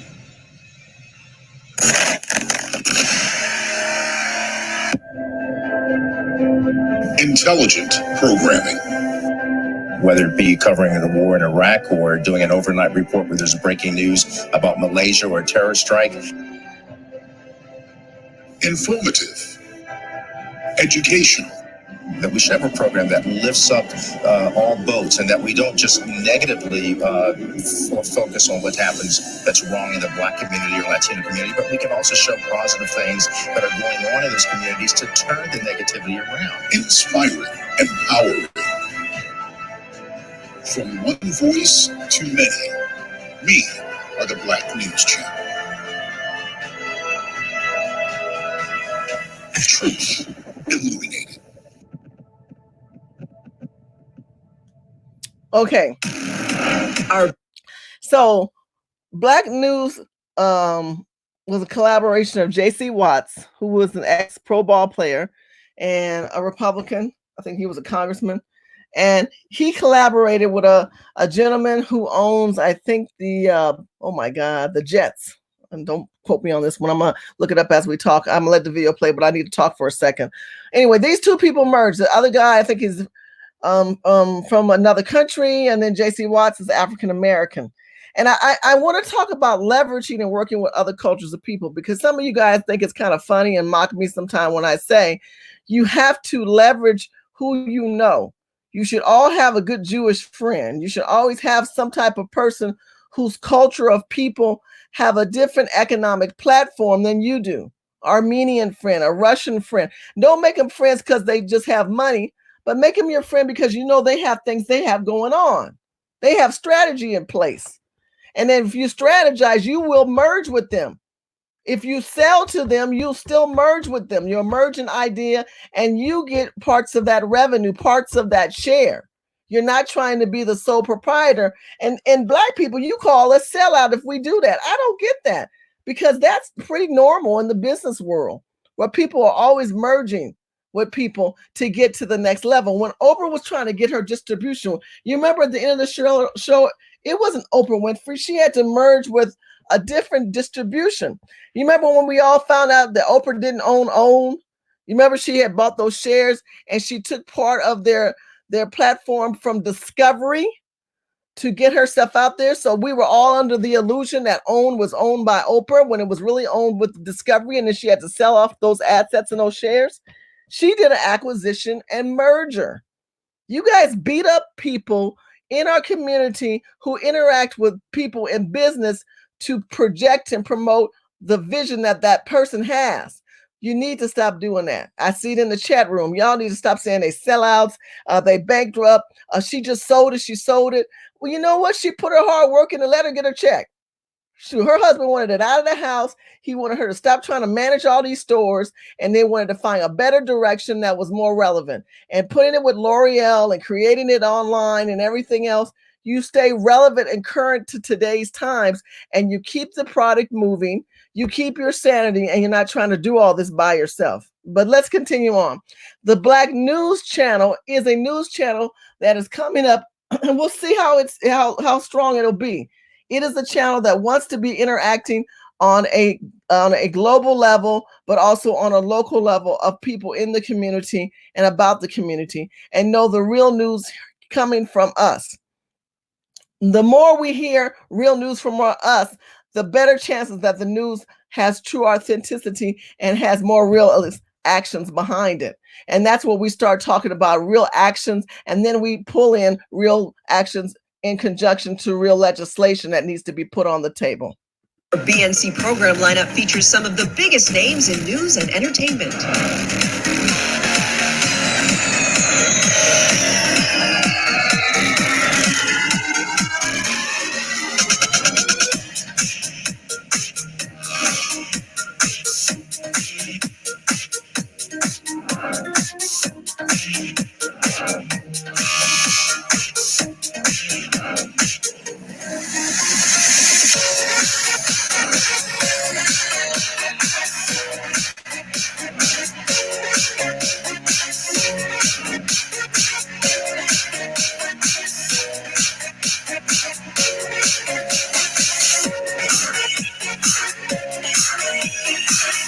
So here you can see that they cover entertainment, they cover local news and other news channels that are involved. This is good because from a global perspective, sometimes how we're looked at in the community is not always good. The Chinese people think that we're all good times people. I remember I've heard people in the past saying they will travel abroad and they come back saying they think we're all good times or JJ or something. I mean, that's an old ass show, right? Or the Huxtables or something, whatever. Or how are they think we're all hip hop, like we all just listen to hip hop music. And so our image is important. Because if the rest of the world know the real true image of who we are, we're hardworking people, we're married with kids, we're all not incarcerated, we're not all thugs, we're all not on the system, we're all not Section 8 and welfare recipients. if you are, I'm not, no tea, no shame. I'm not putting you down. I'm just trying to make a point that we need to have a voice. We need to have a voice, and we need to be able to hear the voice of who we are. Now, another show which I've been on, which is a local show, let me show you another one. Now, that one, remember, Black News Channel is going to be talking about international news. But what about local celebrities and local people? Well, there's another channel called Fox Soul. How many of you guys put your thumbs up if you watch Fox Soul News? I know I've been on Fox Soul News, and yesterday we had our good friend Angela, who was on this show. Angela was on Fox News, and she was with the ADOS people. Let me show you a little clip of her show that she was on as a guest of a show called Donnie and Mike. Excuse me, Donnie and Mike. I think one of them dates one of those, Cynthia, the housewife. He's engaged. I don't know if they're married or not, but the housewife fiance hosts this show. That's this guy right here. I think that's Donnie. Let's hear her on the show. If they descend from slave traders, why should they get a check? They come over here with money. Right. You can't get into this country if you're Black without money. Right. And so you come over here and you kind of double dip. We don't know if you descend from slave traders, but you're over here and you're identifying not from the Caribbean. I'm dealing with Africa. Okay. We don't know if you descend from slave traders, but now you're able to come over here. You have a certain wealth position if you're in this country. Oftentimes, if you're in the Hollywood industry. Did not say Hollywood. That's kind of a natural. Some people refer to as Hollywood. You know, She said it right. Actually hiring a lot of British trained actors. Yes. Things that we, as the 90% the share of the 700 billion, can never afford to do. Come on. So what I'm saying is they come from a wealth position from overseas, and then they come and they check the box office African American to get entitlements. They get entitlements that were due us. I get it. I think we also have to make it's also a timing issue. A timing issue, a distinction about immigration and when the majority of Black immigration occurred. Prior to 1965, Immigration and Naturalization Act, the amount of Black immigrants in America was to the right of the decimal point. Right.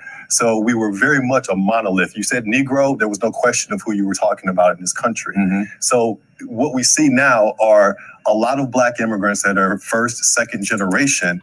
And I know my sisters here, their folks go back into the 17th century, just like my folks. You know, I'm a Mississippi boy. That's where I come from. So, you know, my grandmother tells me stories about being the daughter of sharecroppers. She lived through Jim Crow. So that's a unique sort of situation and a lived and shared experience that Black immigrants don't necessarily share. I totally agree with everything you guys are saying right now. But, you know, Donnie, I'm pretty Okay, so again, these are shows that are out there. This was Fox Soul. Make sure you guys, if you want to know about that, the millionaire question, who qualifies for reparations? Because we've been talking about who gets a check, how we get a check. But this is Fox Soul. And you guys remember when, I don't know if you've seen this one, this is when Keisha Cole's had her mama on there. And, you know, her and Frankie be having some tripping going on. This is the problem I have with Black entertainment. I'm tired.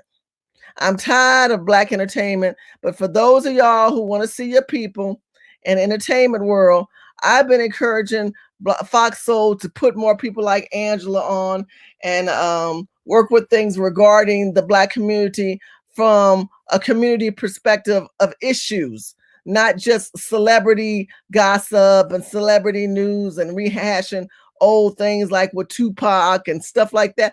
I'm not really interested in that. But if you are, and you want to know, if you say I'm home and I'm taking all this, I just want to, you can put this on play and you can watch all these things regarding Fox Soul. Fox Soul, what's going on with Black people, people that are in your community, foundations, nonprofits that are out there. And the more you know, the more you grow, the more you learn, because I want you guys to learn and I want you to grow. I want you to understand the importance. I want you to understand the importance of who we are as a people and who we are as a nation of people. Let me go ahead and I know you guys were talking about Carol Daughters, bought her out and part of, yeah. Again, y'all act like it's a bad thing that these people have sold their companies. I mean, how do you expect these people to become $1 trillion industry when they weren't trained in that? When we don't have access to too many people who are billionaires and millionaires. How many billionaires and trillionaires do you have in your Rolodex? I'll wait. How many billionaires and trillionaires do you have in your Rolodex? You don't. How many of you guys have gotten your product to the level where Carol's daughter is? You haven't. You haven't. And you probably won't, because you don't understand the structure of business. You don't understand acquisition and mergers and bankruptcies and the things you have to do to position yourself. So I don't throw stones at Lisa Price, because I give her a lot of props to that. I give her a lot of concerns and encouragement to that. Fox Soul is a television show that is out there, as well as the Black News Channel. They're not, it's not, JC Watts is not, let me show you again. JC Watts, let me put that one back up again, is a Republican, by the way. They showed Obama, I think they're just trying to bring more blacks into the connection of the fold. But JC Watts is the one that created this. And he wanted to be able to get the voice for the Black community, in the Black community out there. I know, because I know once we all see Obama, we go, oh no, they're caping. Don't feel that way. I don't feel that way. I've met JC Watts. He's a really nice man. He has true passion, and he's put a lot of money in. This took a lot of money. And let me let you just hear their story. This is a $33 million acquisition and merger. Y'all don't know about this. Y'all don't know about this. This $33 million acquisition and merger is what got this thing to be able to kick off. And I think the problem is we don't know what it is to take real money to do these things. We think it's just a couple $100,000 or a couple $1 million. It's a lot of money. And you got to have the money people behind you. Get their news. We will be culturally specific to the African American community. You don't hear networks talking about sickle cell in terms of wellness. That's an issue for us. The HBCU, historical Black colleges and universities, that's a huge marketplace for us in terms of talent, news, analyticals. So culturally specific means that we're talking about issues that are of concern to the African American community. There's actually a lot of discussion that Twitter is a big source of information for African Americans. Maybe that's a comment on how they're looking for places on television to get their news. Well, when you look at the millennial crowd, 98% of African American millennials have cell phones. 68% get their video from that phone. And so we have to be where they are. We'll be on cell phones, we'll be linear, streaming services. So, but there is a need for that community, as Shad alluded to. I'm gonna stop right here. Herb Saint, you are absolutely correct. Herb Saint, I caught that too when he said cultural specific. And the reason why we need to be more poignant and more focused upon our community first, it's because in our vernacular, as we go about our day talking with people, and I don't know if you guys realize it, but there are people who will dummy down your conversation. Just hear me out. I'm gonna play the rest of this video. They'll dummy down you and they'll say to you, Shirley, you keep talking about Black people, but what about all these other people? Now they're pivoting you, which means they're taking you off the subject matter. When I use the word pivot, they're taking you off of what you're trying to convey to them about your culture, your pain, and your struggle. They're pivoting you off of your pain and your struggle so that you can address whatever that subject matter is of that other culture. And when you say Black people, XYZ, WKFT, then they'll say, but what about the brown and what about the Chinese? And you're supposed to be an expert on inclusivity. You're supposed to be inclusive to all these people. I'm telling you, stop it. You call those people out and say, excuse me, I'm talking about Black people. Oh, and then you just pause. And if they want to go on and say again, excuse me, put your hand up, pause. I'm talking about Black people. I'm talking about African Americans who are descendants of slaves, who are in this country, who are a very strong income base factor in America. We make money, we spend money, we develop products, we add to this country. But what you continue to go, what about? Why don't you go ask that culture of people? And then you stop them and you say to the room, if anyone else around you is listening now, I want to address the people who may be watching this conversation. I want you to see how we have gone off the subject matter. And now we are discussing A, B, C, D, E, F, G, which mixes, put a part of this inclusivity of all these other cultures of people. Then we add on that layer of the sexual orientation people. and the transgenders and the ABCDEFG people. And now, where are Black Americans in this conversation that I'm trying to share with you? We're down to now 10% because we have been pulled off of our own conversation and it has pivoted. You need to stop it. Stop people from pivoting you away from your voice that you're trying to convey. There's a need for that community to be served. And right now, the community says we don't have a location, a venue that we can go to get things culturally specific to us. I think you just touched on this a little bit, but the idea of launching a 24/7 cable news channel, I mean, the timing, it's an interesting time in the industry right now. We're seeing so much media consolidation, obviously a lot of cord cutting, a lot of streaming services getting ready to launch right now. How does all of that factor into your decision to launch this now? Well, I think in spite of the fact that the community says we are underserved, our strategy is we have to be wherever the African American community is getting their news. And in cord cutting, hey, we have to be on those platforms, on the digital platforms. So I think when you've got content that says wellness, current affairs, education, inspiration, when you've got content that will cover those spectrums, that will give a broad view of who the community is, not just entertainment or athletics, which I came from an athletic background.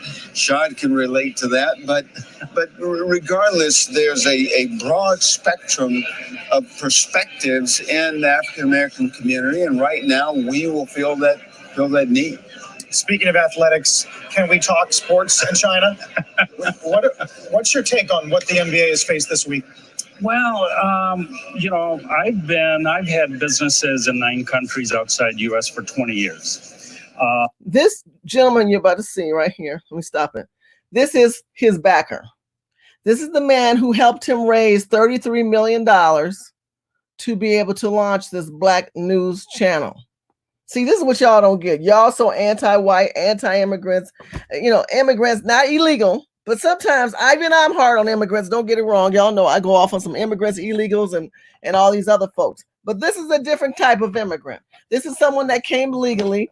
This is someone that came with cash and started buying assets. And he ended up buying the Jacksonville Jaguars, the football team. He's the owner. This is the owner, this gentleman right here. He has liquidated some of his assets from the football team, and he's taken that money and he's invested it into the Black News Channel with JC Watts. JC's been trying to do this thing for the last 10 to 15, 20 years or so, he said. And I remember when he first started talking about it, they say it's coming, it's coming, it's coming. It never came about because he never had the resources. So he had to merge with this gentleman.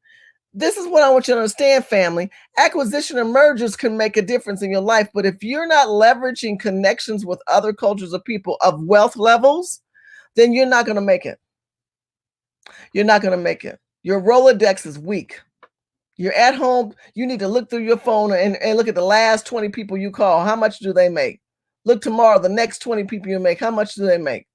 Well, all my friends ain't about making money. They ain't got this, that, and that. Well, then you need to cut some of them and start developing people who have the same mindset, who want to expand their mind. How did you think he got to know this man? He kept confessing it. Hey, I'm out there. I'm looking for anyone that's an investor who like to merge with me on this Black news channel, who has some assets that need to move them into an idea.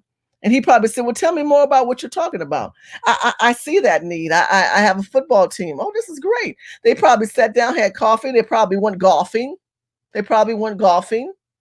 And then they sat down and kept, it was a lot of conversations. This didn't just merge overnight like Puff the Mega Jagger. He didn't cut the check the next week. He had to see a business plan. He had to understand the revenue and the numbers of people that were not being serviced. He probably had to understand the numbers and the revenue of money that community brings into the yield fold, and how much sponsorship they could get behind it to cover the commercials, and where were they going to launch it, if it was going to be on social media, if it's going to be on his channel, on his own base. See, all those were conversations that business people have to have. But the problem with our people, y'all just want to rush in and think somebody gonna give you a check, and then you call people sellouts and you call them all kind of names, and you need to slow your roll. You need to slow your roll, because you never know, that same person standing next to you, that Jewish person, that Armenian person, that Russian person has the same passion for life as you do. But you won't know that unless you talk to them. Because y'all know how I go off on immigrants. And trust me, some of my closest friends I know with money are not Black.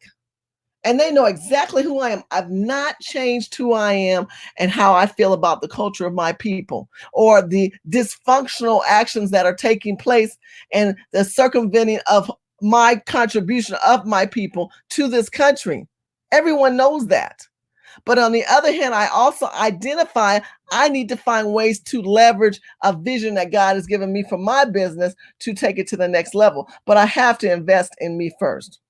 And that's what I want you to do by learning with this video. US for 20 years. Obviously sports in London, and I've had businesses in 9 countries outside US for 20 years. Obviously sports in London, auto parts. And, whether you're a sports or auto parts factory, you want to make money, but you want to do good. So, I want to talk about my experience, which has been, you engage.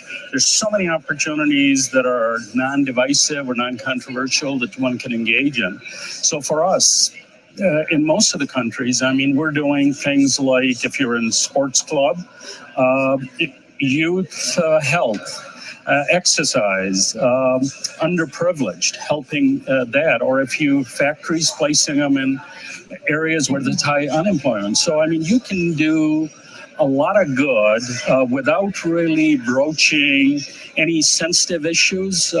We just got to ignore it? Was Maury wrong to voice any support of any kind? Well, I think, let me just say this.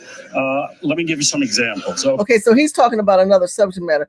Let me see if I can go back to, he's his backer. That's just the bottom line. He's utilizing his time to talk about this other thing, but he's basically his backer for this for the news. NFL, Jaguars, we have full-time presence in London. Issues of sovereignty, whether it's Brexit or whatever. I think, we have opportunities to really participate, do good in many other areas, and affect people's life in a good way.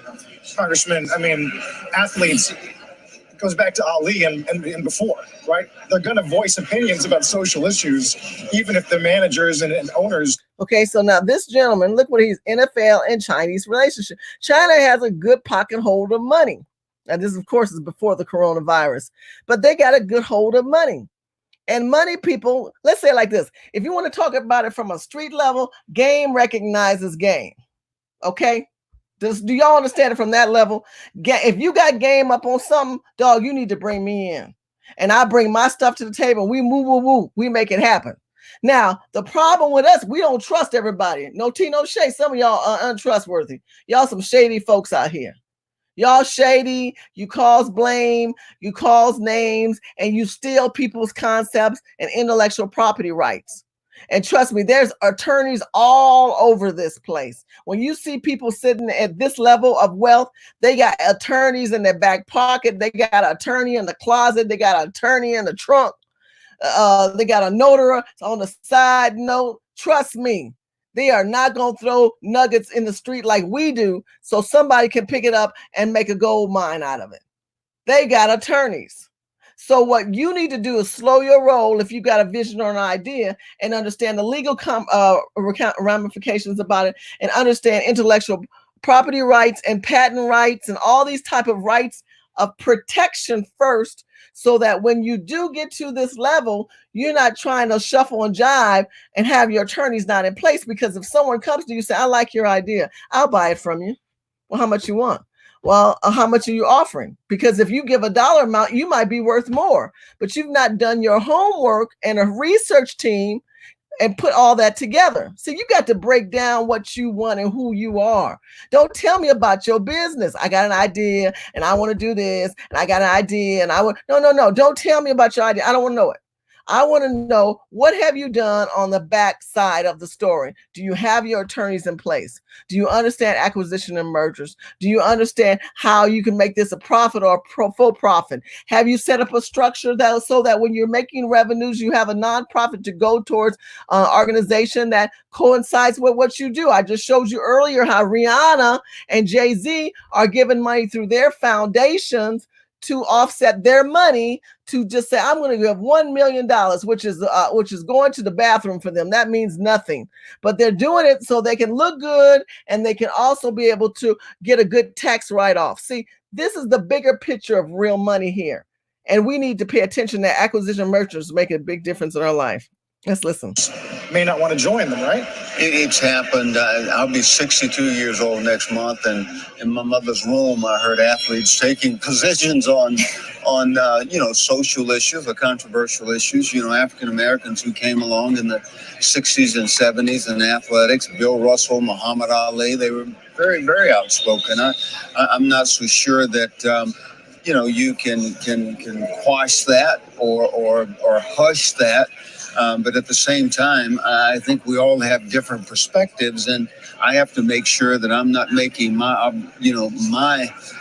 burden your obligation. And so, it's going to happen regardless of where we are, what continent we're on. Yeah, and social position. I'm a U.S. citizen. I think I have a civic responsibility to address those in this country. Do I have a responsibility to be talking about it for another country? I think that's the critical issue.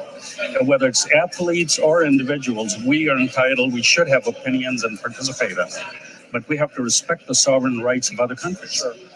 Earlier, back to the network. But we also have to respect the sovereign right of the voices of the people of what news are coming out of. Because what we're finding is a lot of news use other people and other platforms. You know what? Remember I told you, I talked about that Indian man that claims to speak always in the Republican world about Black people. And he came out with that movie with Hillary Clinton. There's a lot of people out there, Candace Owen, a couple of them, they're Caribbean, and they speak for the Black community because they hang around Black people. But let's just make this clear. When we start talking about the historical ramification and the periods of time that have built up to where we are today, no one wants to deal with the pain of that. That voice, that history cannot be told by white scholars or immigrant scholars that become American citizens or any other voices than us. We have to be able to share our voice. Make sure you watch Black News Network. I think it's a great news channel, and I think it adds a lot of voices to the table. Let me see what you guys are talking about. I love what you said, Herb. Saint, you're absolutely right. We have to make it clear that we need to talk to our own people, because we're always talking about sports and all these other things, but we do not talk about the differences that we should be making in our own community by us and for us. And the more that we do that, the better we are. Those Black women that I told you, Carol's daughters, she did that. You got to watch that documentary, and you got to put your time in to finding out books and story lessons that made a difference. So I'm going to start inviting people in. You guys want to start coming in, because I know Flagship is like, oh, he's biting at the bit saying, why you let me in? So I'm gonna let my side partner come on in. I'm gonna let everybody else who wants to come, if you guys want to come. Oh, that's his name. Thank you, Dimitri. Let's go ahead and let's DeSousa. How'd you say his name? DeSousa? I know you'll come in and you'll explain that one. Flagship's gonna come in and say that man's name better. But yeah, he's perpetrating. He's caping, acting like he's Black, and like that other guy who played that he was Black. I'm sick of them people, and I'm not going to keep harping on those people, but we have to call them out. We got to start calling out people who are not making a difference in our community, because if they're not really about us and for us, then why do people listen to them? Why are our voices shut down? Well, I think one of the reasons why our voices are shut down is because they are more palatable.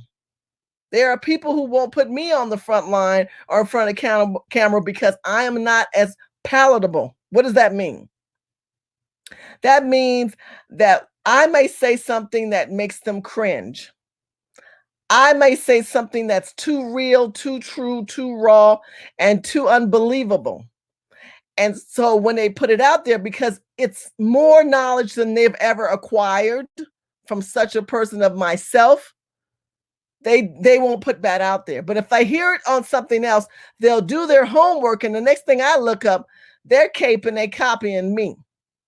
I see them copy me. I was talking about the homeless and the people on the street in 2015, 16. And I said, let me get some cameras out there. And nobody else was showing it. Nobody was showing how this is not a row. This is a nation of people scattered throughout the city of Los Angeles, living on the freeways and on freeways. And now we have this COVID-19 of infested people. But if we have Black people who are making money and giving money to other people, what good does that do us? What good does that do us? So I need people to come right now in the chat room. Flagship's coming in, St. Herb's coming in. I need some of you guys to come on my panel right now. I need some ears on the table. I need help with this. And the reason I need help is because I'm not understanding why these people don't understand there's good people who need to continue to promote us. And I wanted to show you the good side. I didn't just want to show you the bad side. I needed to show you the good side. Herb, your camera and your phone's not working. Keep trying, because I would love to have you. Saint, I love to have you in, so keep trying. I need to know what's going on. So let's start with Flagship, and I think Herb's trying to connect in right now. Flagship, how you doing? I am doing fantastic now that I'm in the chat now. I was literally when you said I'm chopping at the bits, I was literally pacing in my room like, get me in there. No, okay. There's a lot of stuff that happened. I have to break it up in pieces, but I want to be very clear. I'm not saying that it was a sellout or anything like that, but the thing is, I'm looking at things in context.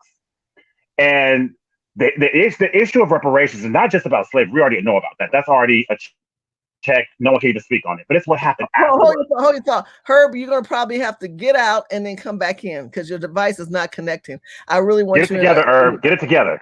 Yeah, we gotta get in. So go out and then come back in with your phone. But I'm gonna get, as soon as I know that you're connected, you're coming in the room. But go ahead, Flagship.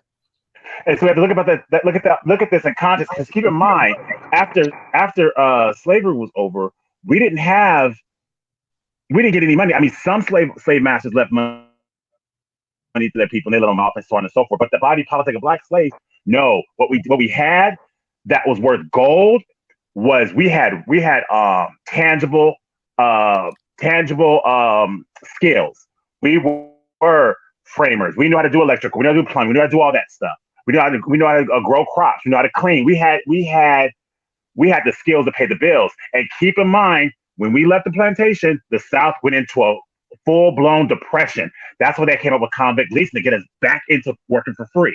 Now, we started businesses. Remember, you did this favorite show, the Freedmen's Bank. You talked about that, how we were balling. We were balling. And 50 years removed from slavery, we had, not only that was Black Wall Street, that's just the most egregious one. Durham, North Carolina, yeah, Raleigh, Chattanooga. There was all these Black business centers that was popping, businesses popping. Keep in mind, what always happened every single time we start doing these, like you said, you're absolutely correct on mergers and acquisitions. But the thing is, we can't do mergers and acquisitions as Black people at this point in time right now. Why? Because, like you said, we don't have the money. Like if L'Oreal wanted to take Carol's daughter from her, do you think that even if she was 100% correct, do you think that she can really go hood gangster with L'Oreal and win? I mean, let's keep it a buck.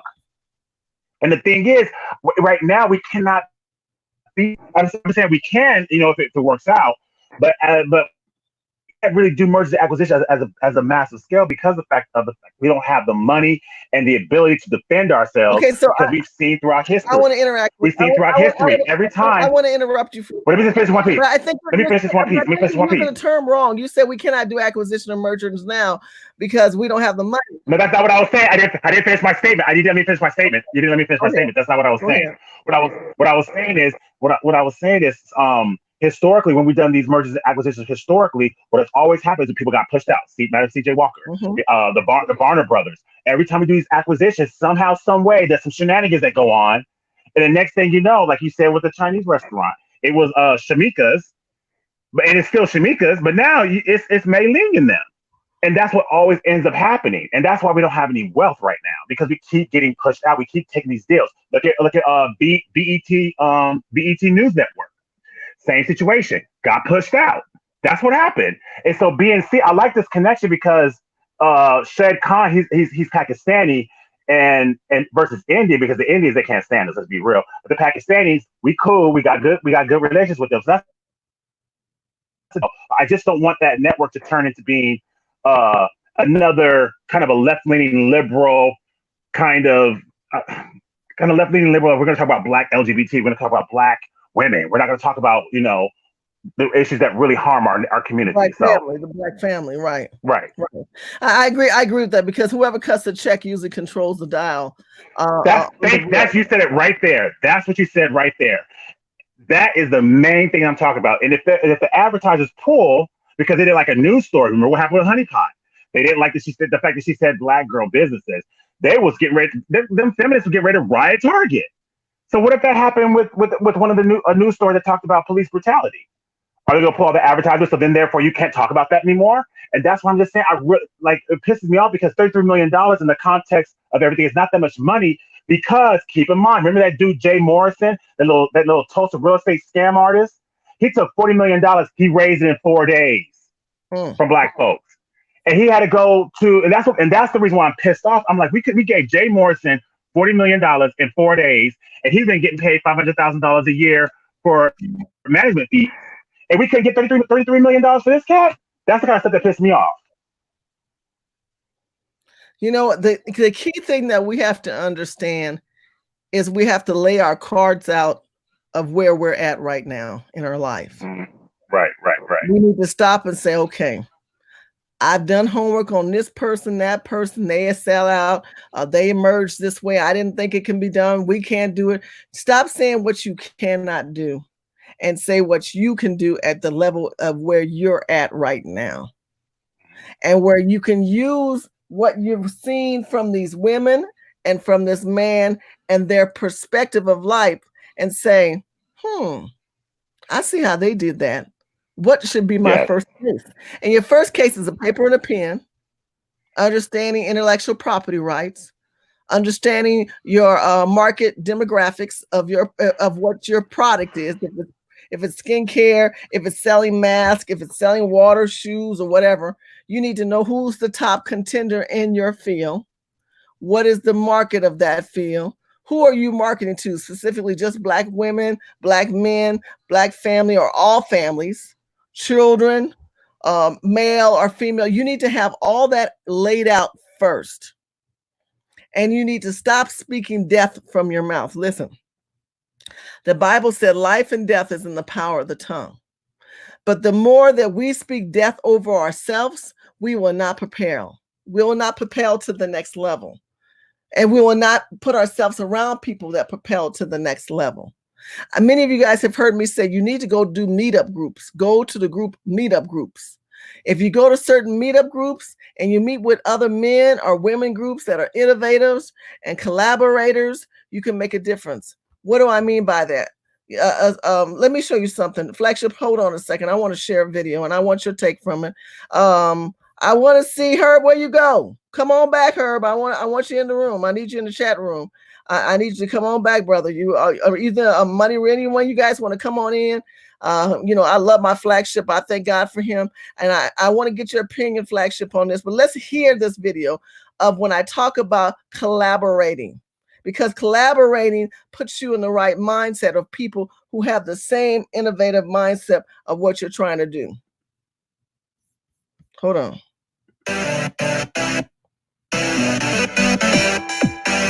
And I am so excited to be here with the iCAN Collective, Afenia Montgomery and Brene Blewett. Oh my gosh, she did that. It's an amazing documentary that highlights the success of many women, the struggles and what it took for them to reach success in their entrepreneurship journey. And it was amazing. I can't believe how awesome these women are, the entrepreneurship, the fellowship that everyone has going on. It's wonderful. And just seeing that in person is amazing, It's weird in a time like this with so much social media, you don't get to see these things in real life like that. You just see them on social media. So to actually be here in person is just, it's an experience I'll never forget. So let me stop you right there. See what his brother just said? He said, we do so much in social media, we don't get off our assets and start finding out people who are doing this.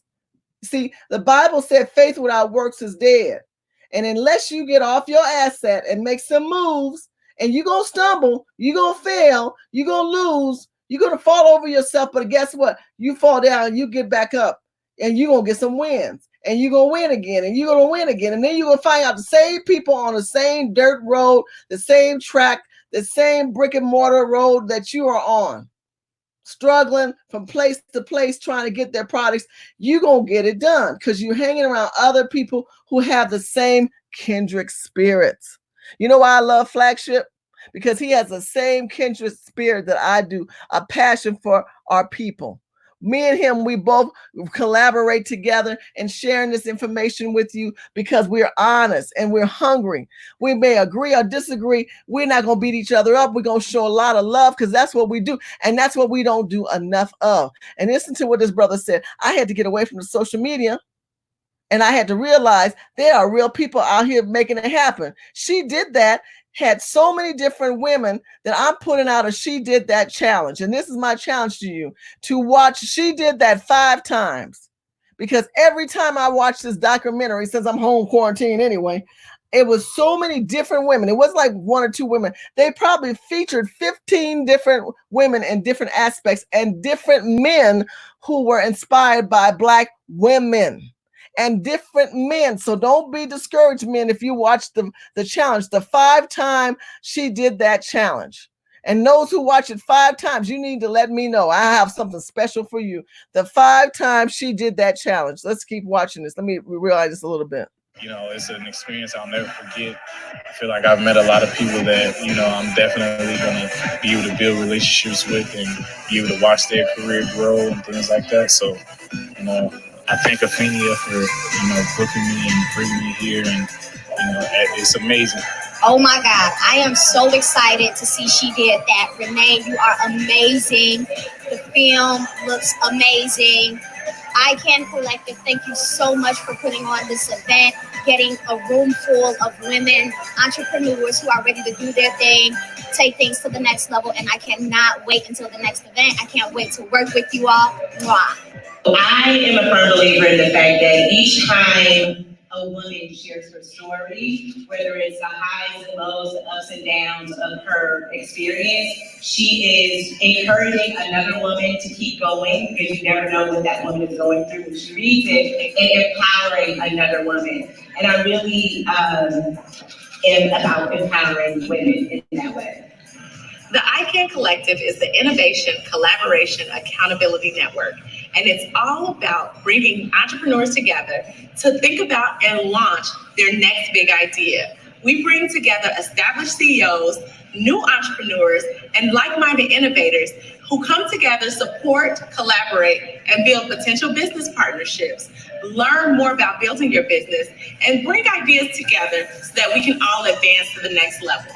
The iCAN Collective is for you, it's for me, and it's for everybody who's looking to build their business and get their ideas off the ground. Connect with us at www.theicancollective.com, #iCAN, #iCANcollective. We'll see you online. Flagship, what's your take on this? But here's the thing. I think it's fantastic. My only concern is on the back end. If we're doing these mergers and acquisitions and these collaboratives to eventually buy out the one you initially collaborated to, where we have 100% ownership, that's fantastic. But the history, and this is what I'm saying, the history has shown we are the ones that get pushed out, and they keep the black bag. Because remember that Black folks, we spend the most money. So they use, for example, with Jay-Z. We thought that he was the owner of the Nets or a partial owner of the Nets. They got him. The reason why they collabed with him was to get all the Black people to agree to move and skip all these real estate laws that were set up from the 20s and tenement housing and all this kind of stuff. So he got everyone Black to move. And then guess what? He got kicked out. He got booted out. So it's like, that's my only concern. Of course Okay, but I'm let me, happy that these black women are doing their businesses. but Of let me course I'm say happy this. that black men are getting these businesses going. But the thing is, if it's going to lead to a BET, that is not good because BET is now owned by white supremacist Hispanics. Okay, let me say this. I don't believe these women are on the road to lead towards the BET because BET didn't have social media. BET didn't have YouTube. We are having more of our voices compare ourselves to too many other people when the education and knowledge for those prior businesses that preceded us didn't have the asset to the knowledge that we have today. We have learned from their mistakes. And that does not mean that we stop and say, oh, it ain't going to happen, because if it does, we'll end up like them. I think that's a bad analogy. I don't look at it from that perspective. And I understand where you're coming from. But Okay, see, that's my point. I want to know, at least, do you know where I'm coming from, though? Oh, I'm sorry. These people are not at a level of acquisition and merger. Okay. I thought I explained that very clear. Acquisition and merger means when you got your attorneys all on the table, you realize where you're at, you've got your property rights, you determine how much stock you're going to hold to your company, how much your shares you're going to give off. That's a different level. That's a whole nother game plan. So you can't throw that term, well, let's do some acquisition and mergers. You can't do that because you're not there yet. This is to get us there. So first we have to innovate and we have to communicate.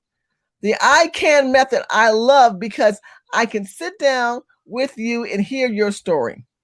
And I can say, you know what, Flagship, you want to get your skincare line off. Let me see if I do a couple of tweets for you. I have 25,000 followers on Twitter. Let me get them out there. Hey, I got somebody else I know. He's got a 2.3 million. They've got a bigger platform. We'll get it out there. Now you are collaborating and you're merging ideas, but that's not acquisition and mergers. That's a different type of collaboration. Yes, you're right.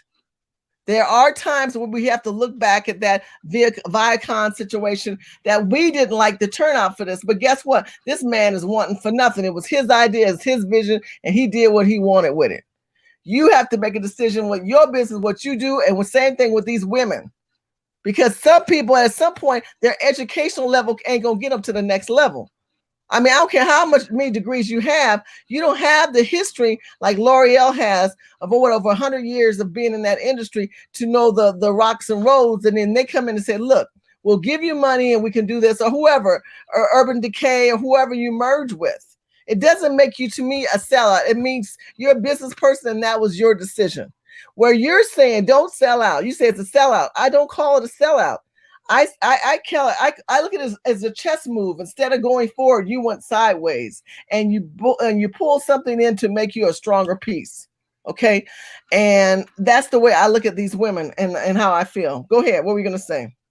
No, I was just gonna say, I just hope that everyone in the chat and that you guys are understanding what I was saying. Is that I'm not saying anything negative.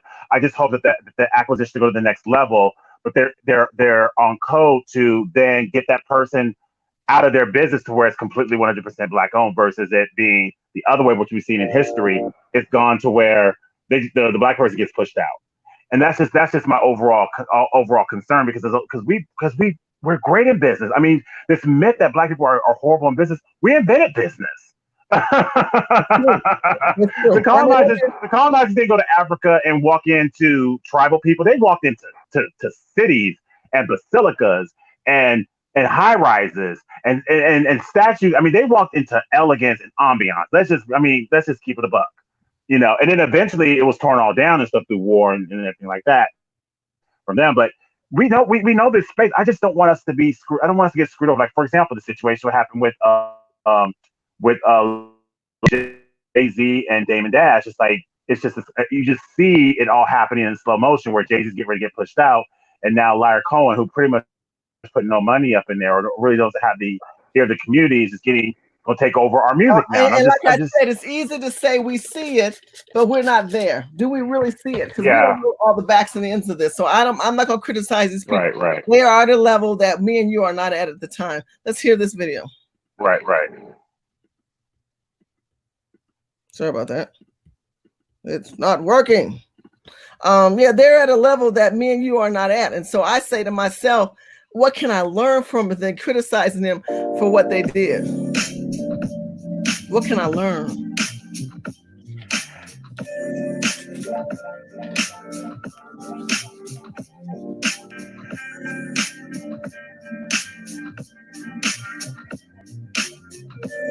Okay, do a pause real quick. Do a pause. Go ahead. Oh, I think I saw something that said strong is the new pretty. No, that's not true. Sorry. Be Anyways, go ahead. quiet. That is not true.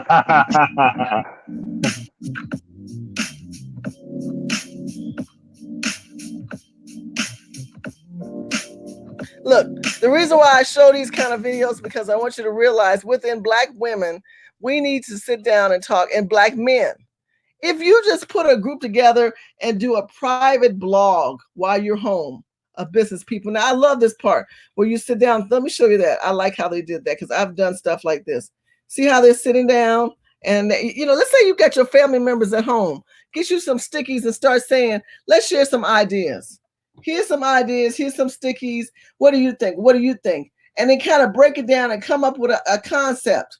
Really do a storyboard of what your visions are. You might have A, B, C, and D. And group A has this vision. Group B has this vision. You can do group games at home and say, tonight is the group game. We're going to have group A, group B, and group C. And then you sit down and you put it together.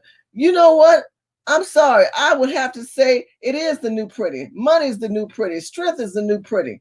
We are so caught up into looks. Yes. That's what I believe that statement is saying. We're so caught up into looks. We found out that the real strength comes from within. And that should be what is attractive because pretty brings in attractions, right? That should be what you should be attractive to. Success and not failure. Not someone else's failure, not your evaluation of someone else's failure, but where you are today. So iCAN Collective, make sure you guys watch this. She did that and she interviewed that lady and I really appreciate that. What did you want to say, Flagship? Let me tell you something. All the hair care products, we need more. Reason being, keep in mind, family, remember Black women pretty much own 80 to 90% of the hair care for Black men and women. Like Black men, no one cares. But remember what happened. There was a reason why the Asian community took over the Black hair care industry. And it was through policies and the changing of us getting to workplace. We had to wear relaxers and all that kind of stuff. But we're getting out of all that stuff now. There's a trend that's coming and the all natural trend is here. And the thing is, seeing Black women retake the end of something. List the brand I'm buying. I'm supporting. We got to always support that because we need to literally get these others out of our hair care. We can't do their hair care products. Name one Black person in charge of K-beauty products. Nobody. It's always about owning our stuff. And I want us to own us. We own we. That should be a new slogan. We own we. That means Black folks own our. We own we, meaning we own our own stuff. It's in our community. It's Shamaka, Tyrell, and DeMarco. Yep, and then it's me and Shirley and Kiki. We buying. They selling, we buying. That's how we do it. And if Maylene come up in here, we gotta get for the side eye and be like, look, sister girl, go ahead and sell off at a discount, and then get your ass up over there with the chow mein. This ain't you. We got to be that cold right now. That's where we have to be right now. And I don't care how it sounds. We own we. Everything that's ours, we need to own it. And if we don't have it, then we need to build it. So if we don't have, like, one thing I didn't see here that I really hope to see in the future, especially when there's this big push for women to be engineers, we need to start getting into blockchain technology. Surely, 20 years from now, blockchain is going to beat that beast. Period. All the platforms, artificial intelligence, all that stuff is happening right now. The groundwork's being laid right now. So, and that's one thing. Cybersecurity, coding, all these things. These are the arenas that you should be targeting your children. You can go to code.org. Listen, go to code.org, write that down, and you should be practicing how to play the code.org. Let me show you two more videos, and we don't have much time.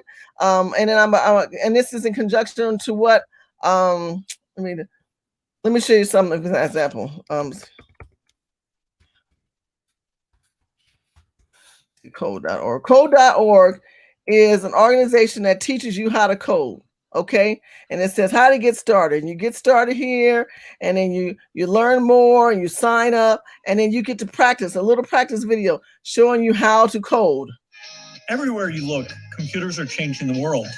Whether they're on our desktops, in our homes, our pockets, or just about anywhere else. But while most of us use this revolutionary technology daily, we don't often ask, how do computers work? In this series, you're going to learn how computers really work, starting with what makes a computer a computer. Then you'll look at how information is represented inside the computer using tiny electrical signals going on and off at mind-boggling speeds.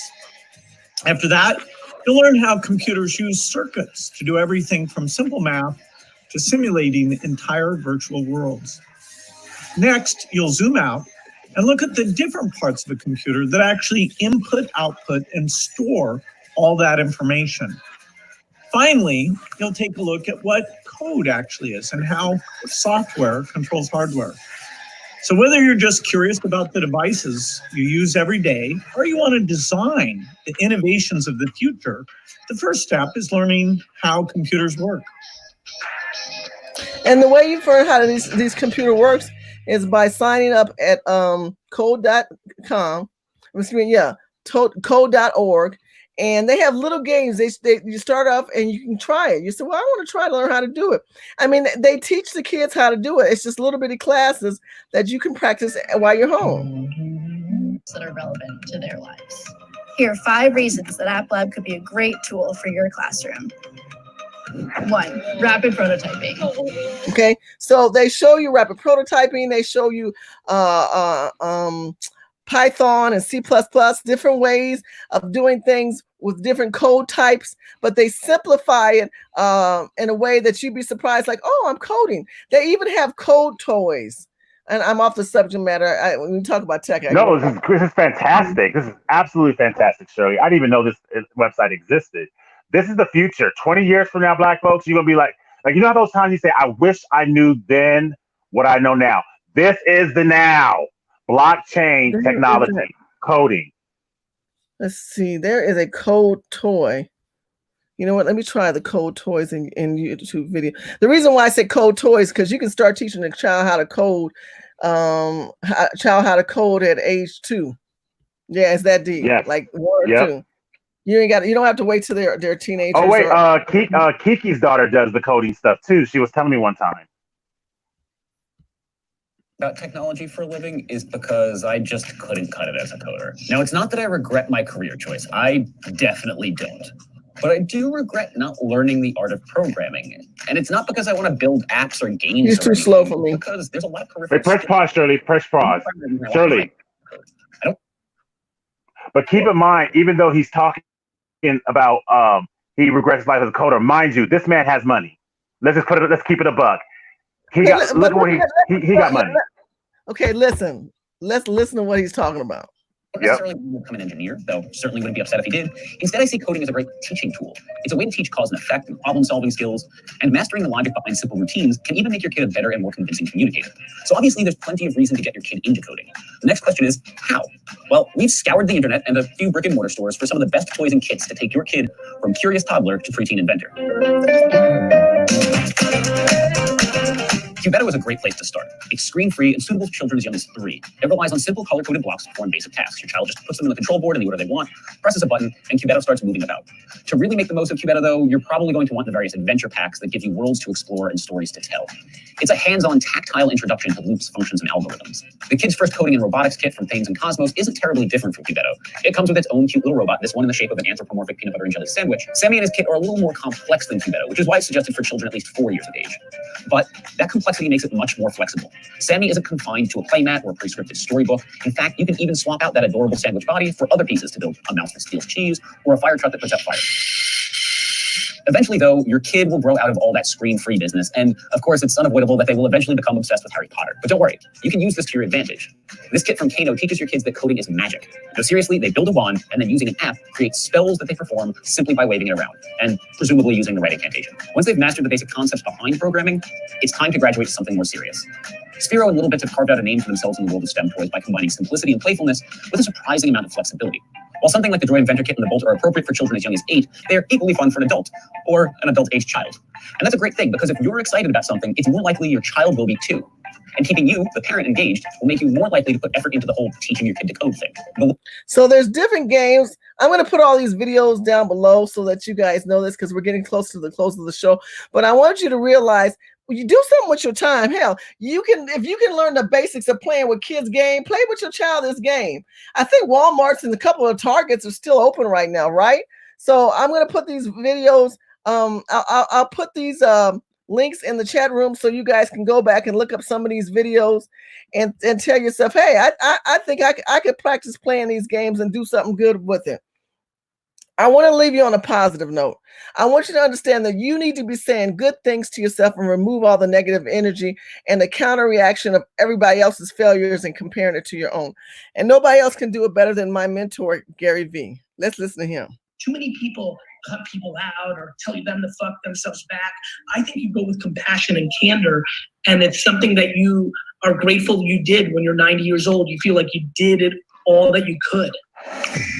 So my question for you is, how do you deal with a negative friend? You limit your interaction with them. Okay.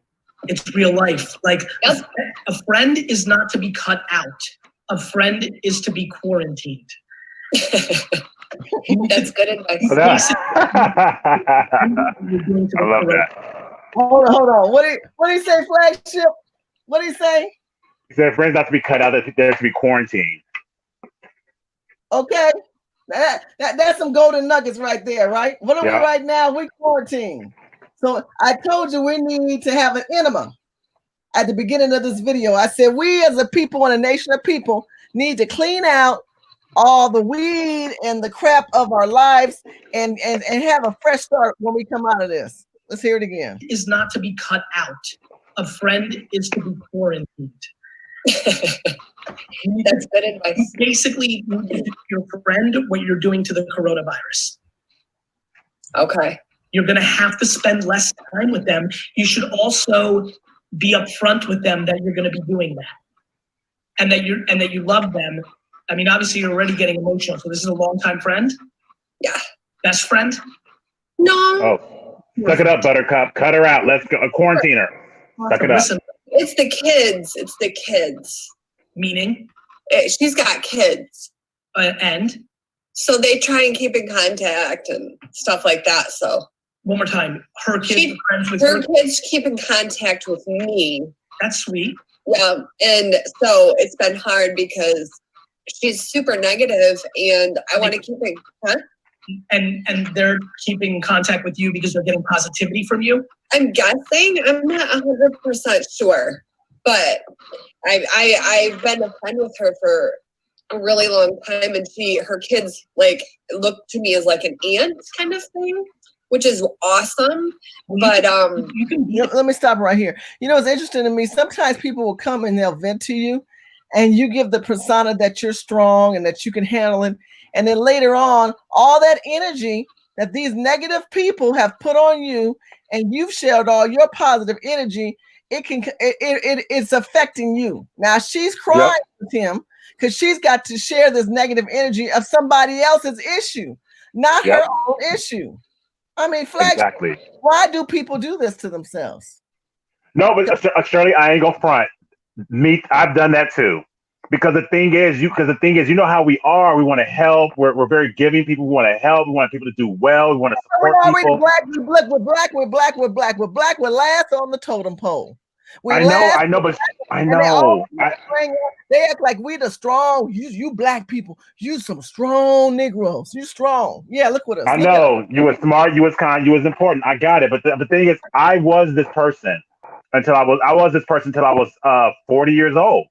And it took me having to lose my entire life savings dealing with these dimwits and losing my business to realize, to get to this position to where, now I cut them out. I didn't quarantine them. I cut them out. You know, you don't steal from me, lie to me, manipulate me, and do all these shenanigans and take my life savings from me because you want to just go and bling bling. When I took you from being poor to making money, and then when you start making money, get off of poverty, you're gonna just go rob my black behind? Okay, screw you. I'm done. Hold gonna add on what Herb Saint said in the chat room.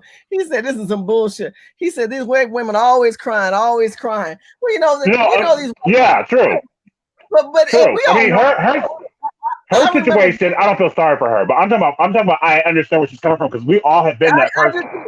We all been somewhere. I think that's the point we're trying to make, Herb. I get it, Yeah. and we know women try to time. But I think what me and Flagship are trying to say is sometimes we take other people's energies on. That's the point. That's the point I'm making. Now, mind you, the issue between her is she didn't bring back that dress. That's what she's crying about. She misses her dress and she doesn't want to pay for it, and that's why she's crying and all that kind of stuff. Since she's toxic, they probably just something very small, But she's also talking about her friends. She's talking about her friends' energy. Hold on, let's keep listening. There for them without interacting with your friend as much, and I'm sure that will veer up, and your friend will reach out to you and be like, "Fuck you, bitch! Like you're not talking to me." I'm not gonna. Usually, vague Facebook posts about it. So I'm gonna go into the end. Some people look at the negative. I'm saying to friends like, "Hey, I know you're scared, but what if the corona thing didn't happen? You were living your normal life, and today was the day that you were going to get hit by a car crossing the road and dying." Right. Damn, that's messed up. Who says that shit? There's a lot of people that are going to have somebody today stayed home and didn't do something that they would have done in real life that would have led to their death or unhappiness. Oh. Right. So they didn't even know. Correct. So anyway, listen to me. Okay, listening. Compassion and candor. Okay. 2 good words. I think so. When you mix them together and you come from a good place, which clearly you're coming from, if nothing else, when you're 92, you would have done the best effort you could have. And that's what I want. I only want what's best for her. See, she only wants what's best for her. But I want to say this to you: compassion and candor is what I want you to understand. If you don't have compassion to know what you need to do for you first, and you find yourself, Flagship, you got some noise in the background. If you don't know how to find the compassion that you need for you during these times, to quiet your mind, to realize there are successful people who are not working for you and others who do, then you failed you. So I want to thank you guys so much for watching. Make sure you follow me on Facebook, Twitter, Instagram, and Snapchat. Once in a while, but I'm more on YouTube, and I also am a lot on Facebook as well. Remember to hold your head up. Flagship, what would you like to say before we close this video out tonight, and what did you get from it? Hey, Flagship, are you there? Oh, he muted himself. Oh, I'm sorry, I'm here. Yeah. What did you want to say in conjunction to the last part of this video?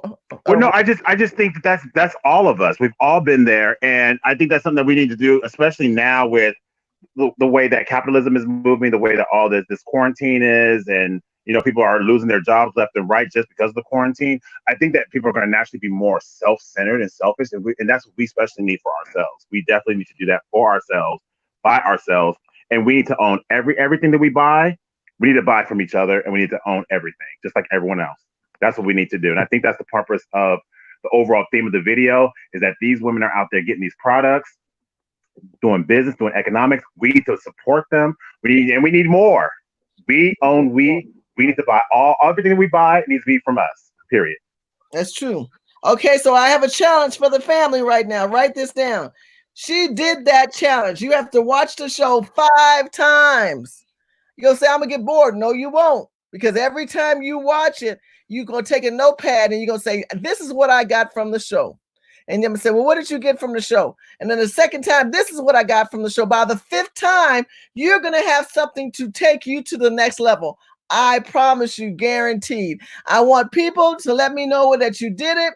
And if you do, we're going to have you on the show, and I'm going to have a special gift for you. I'm passing out. I'm going to have a special gift for you from the Urban Game Changers family. So make sure that you take the time to watch. She did that on Netflix. Make sure you take the time to be conscious of what is going on your state level regarding quarantine and fines and jail time that's now being allocated because of this. Be conscious of California, because they are giving away money as well as celebrities to illegal immigrants to help them and not help us. And remember, you need to think about your family first. Go buy your mask. I showed you earlier. Make sure you looked up that online and hold your head up. I thank you for your time. I love you, family, and stay strong.